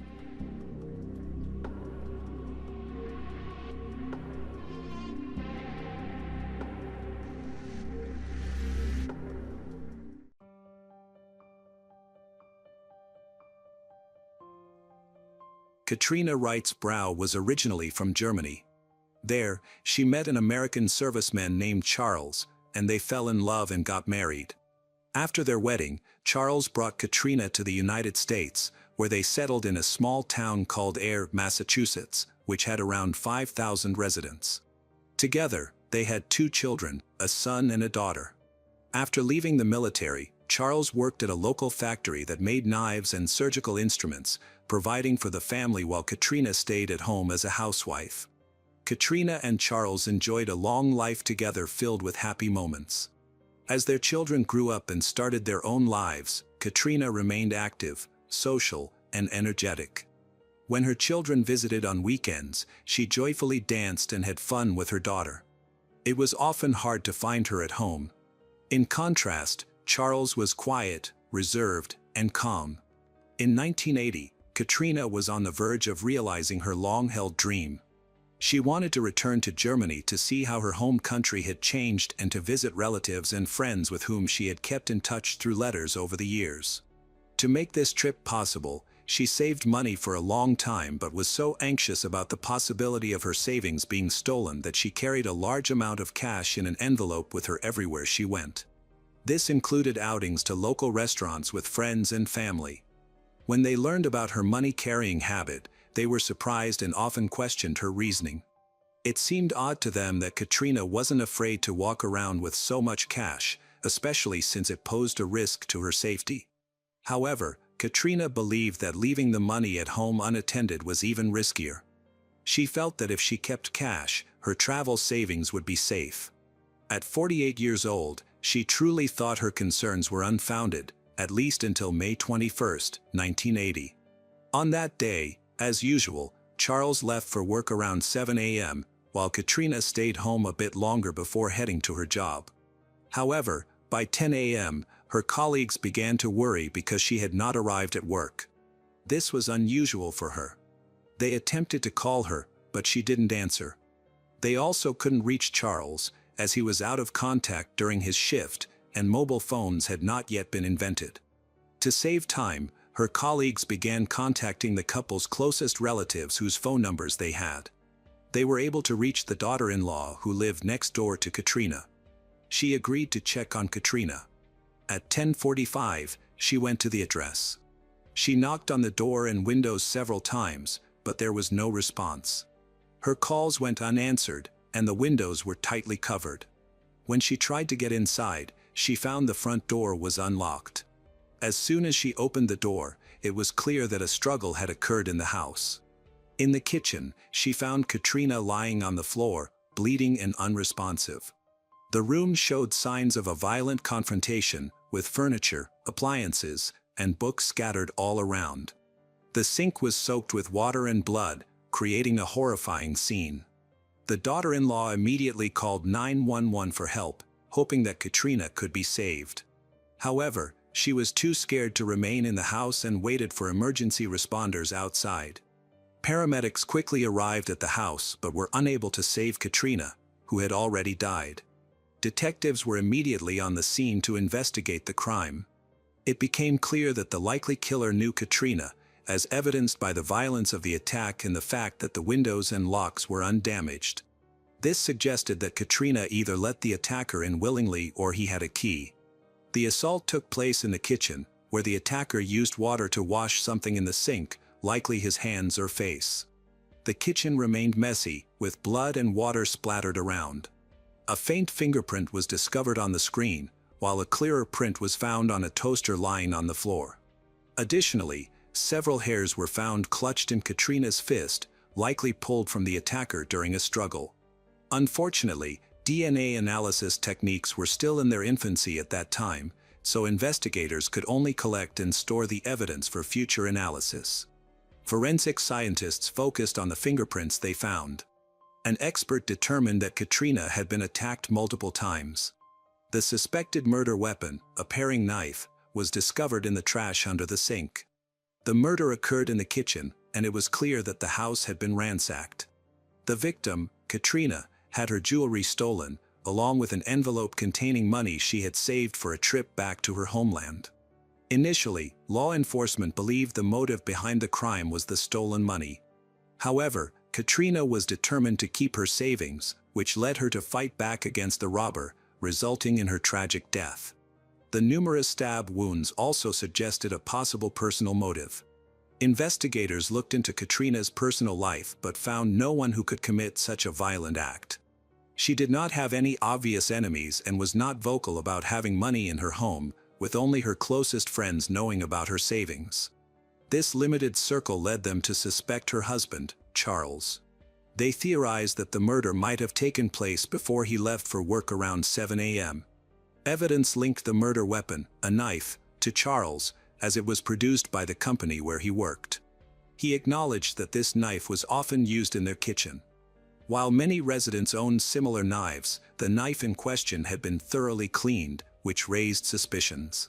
During the interrogation, Charles expressed deep sorrow over his wife's death. He had been married to her for decades and appeared genuinely grief-stricken. Still, the fact that the perpetrator used a kitchen knife instead of a premeditated weapon was unusual for such a crime. Despite his apparent distress, Charles was subjected to a polygraph test, which he passed. In addition to the numerous stab wounds, Keianna had suffered a blow to the head from a blunt object, likely a lamp found broken near her body in the kitchen. Ultimately, with the collection of fingerprints and blood samples from the scene and after questioning Charles, the police decided to send him home. From the beginning, he was hesitant to go home because it reminded him of the tragedy. In 1980, there were no specialized companies for crime scene cleanup, so he had to rely on his relatives for assistance. Consequently, Keianna's daughter and daughter-in-law ended up cleaning the kitchen and removing blood from various surfaces. They also expressed their concerns to the authorities, who believed that Keianna's attacker might have been someone she knew personally. To understand what happened, they explored various possibilities. During their conversations, they recalled a 25-year-old man named Kenneth Walters. Born on August 16, 1953, Kenneth was 26 at the time of the crime.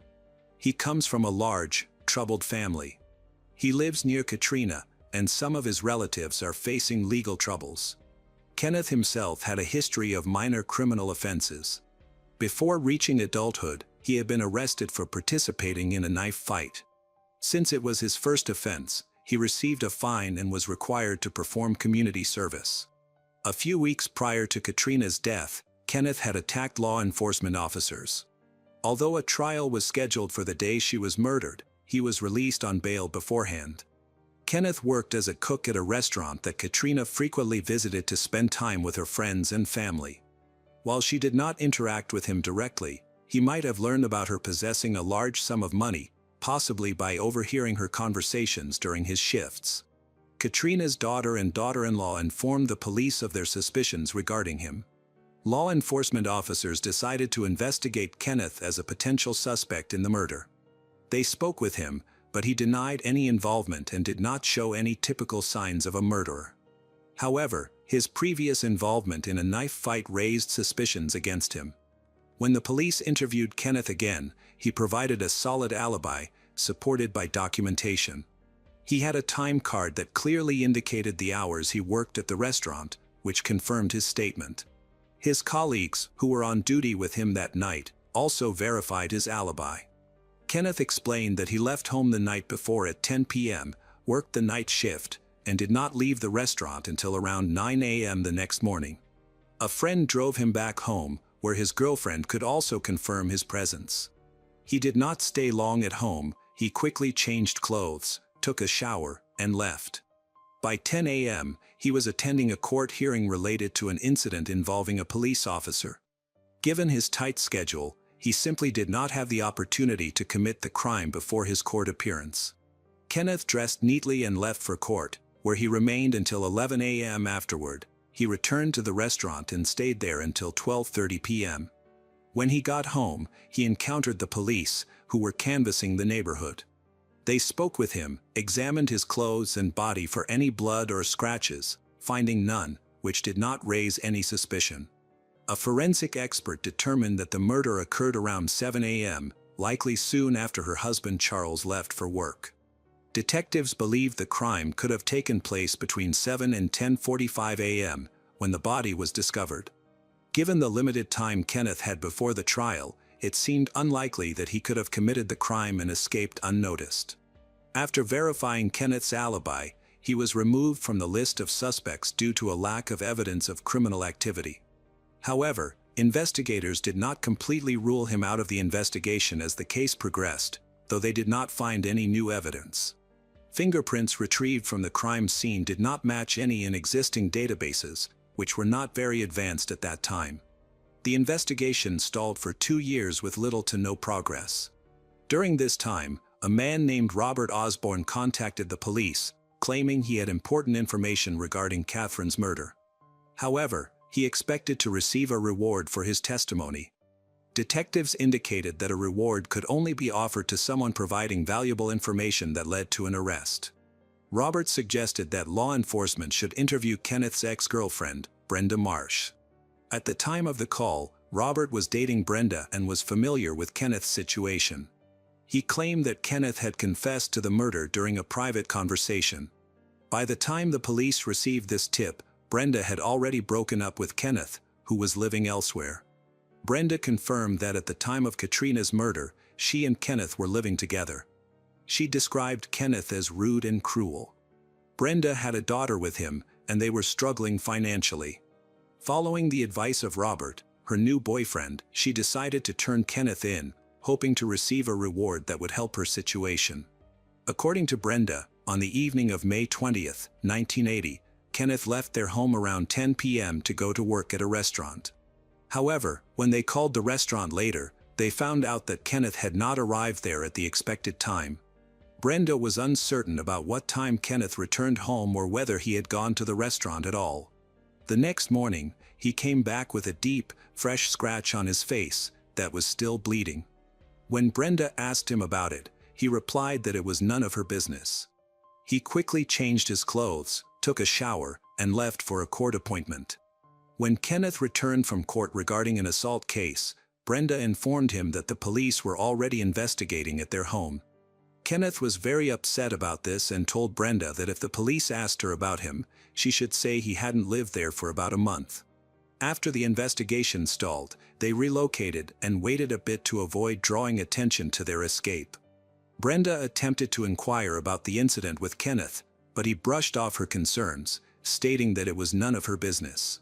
However, one night, while drunk, he revealed that he had interacted with a German woman to take her money.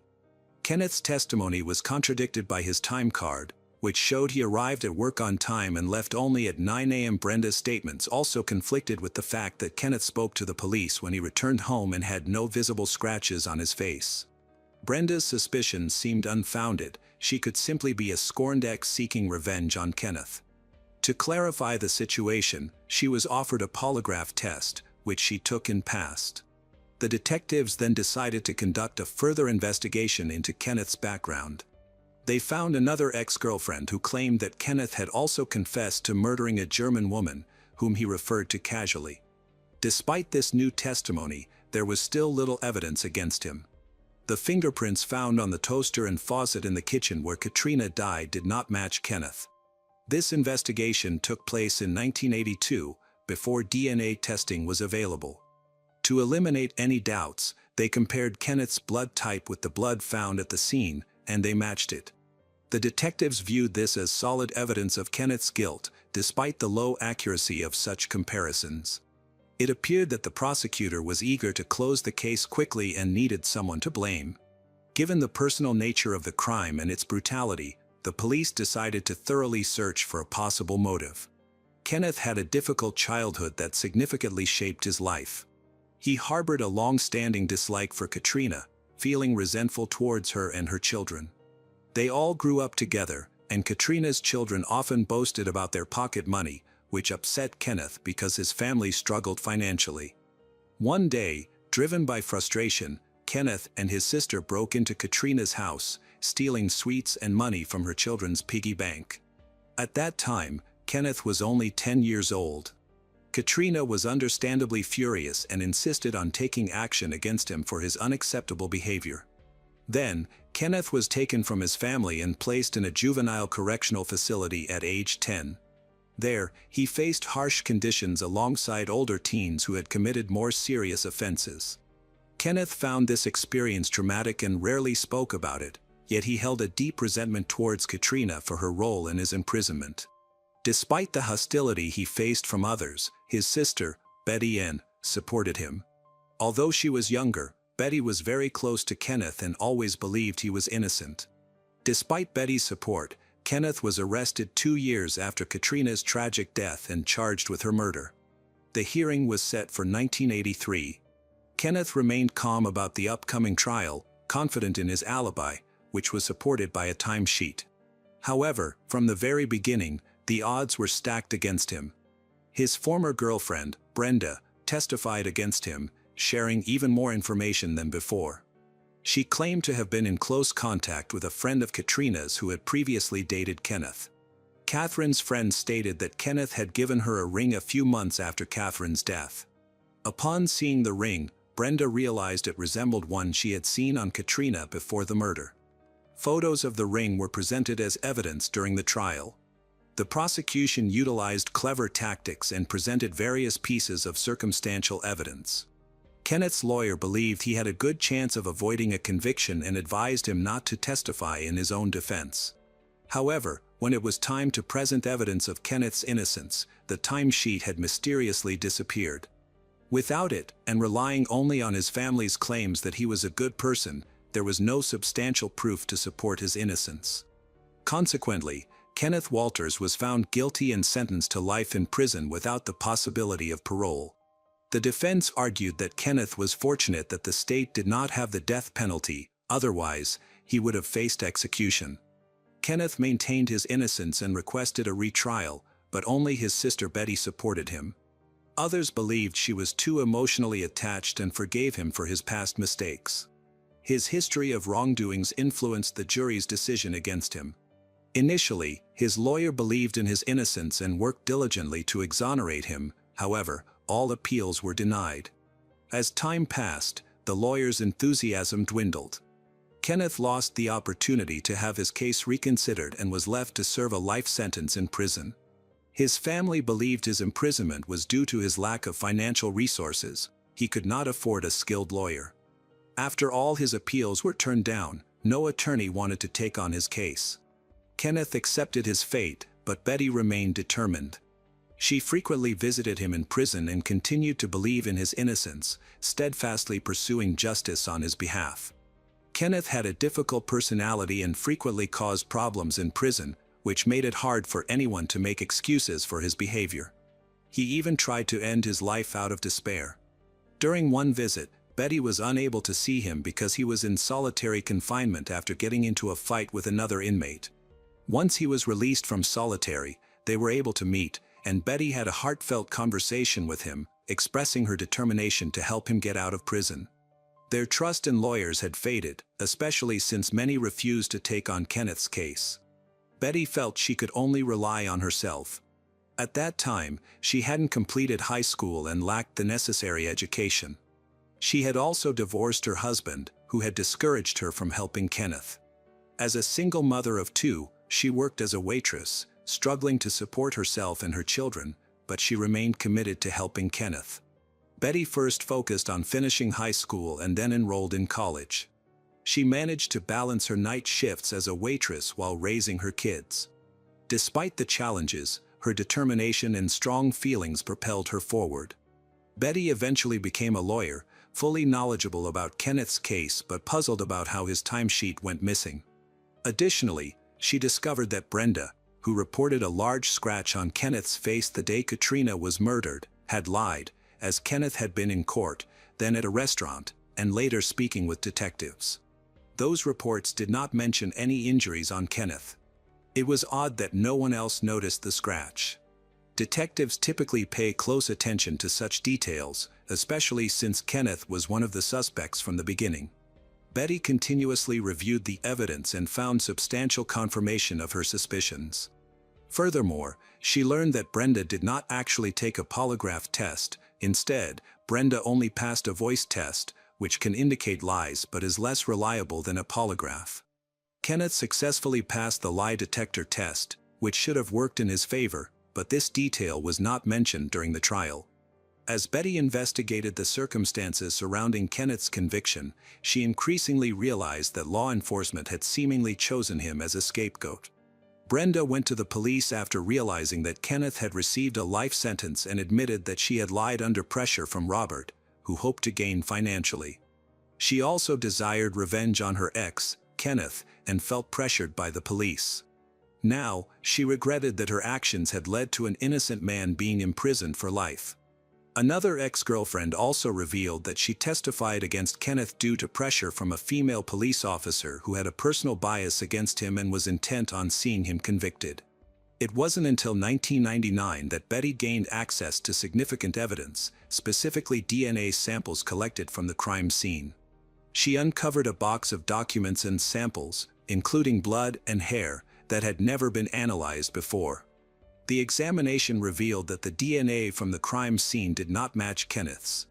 However, both law enforcement and the public worked to prevent the case from being reopened, while Katrina's family strongly resisted any new investigation. In 2000, Betty successfully reached out to the Innocence Project, a group of lawyers dedicated to assisting wrongfully convicted individuals.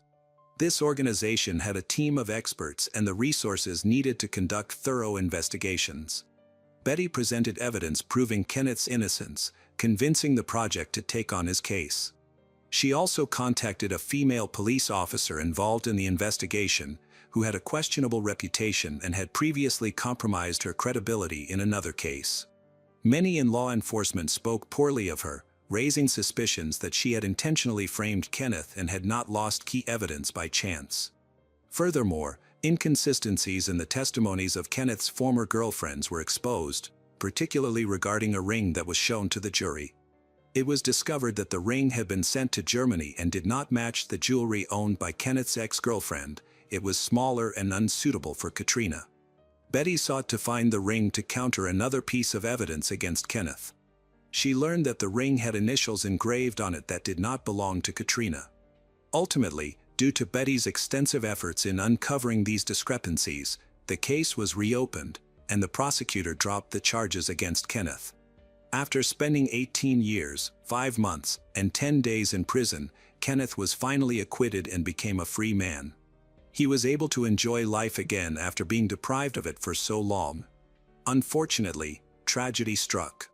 On September 19, 2001, while visiting his brother's house, Kenneth decided to take a shortcut that required him to climb over a tall wall. He did not realize the wall on the other side was even higher. When he jumped from a height of 15 feet, he fell awkwardly, struck his head, and later died in the hospital. Betty, Kenneth's sister, remembered that those 6 months after his release were the happiest of his life. After so many years in prison, everything felt new to him. Even after his death, Betty continued to fight for justice. In 2004, she filed a lawsuit against the city for the wrongful imprisonment of Kenneth and the impact it had on their lives. By 2009, she successfully won the case, receiving $10.5 million in compensation. In this story, Katrina's murder case remains unsolved and often forgotten. The blood found at the crime scene was tested, but no matches were found in the police database. The identity of the person who brutally took her life remains unknown. Her family hopes that one day, the case will be solved,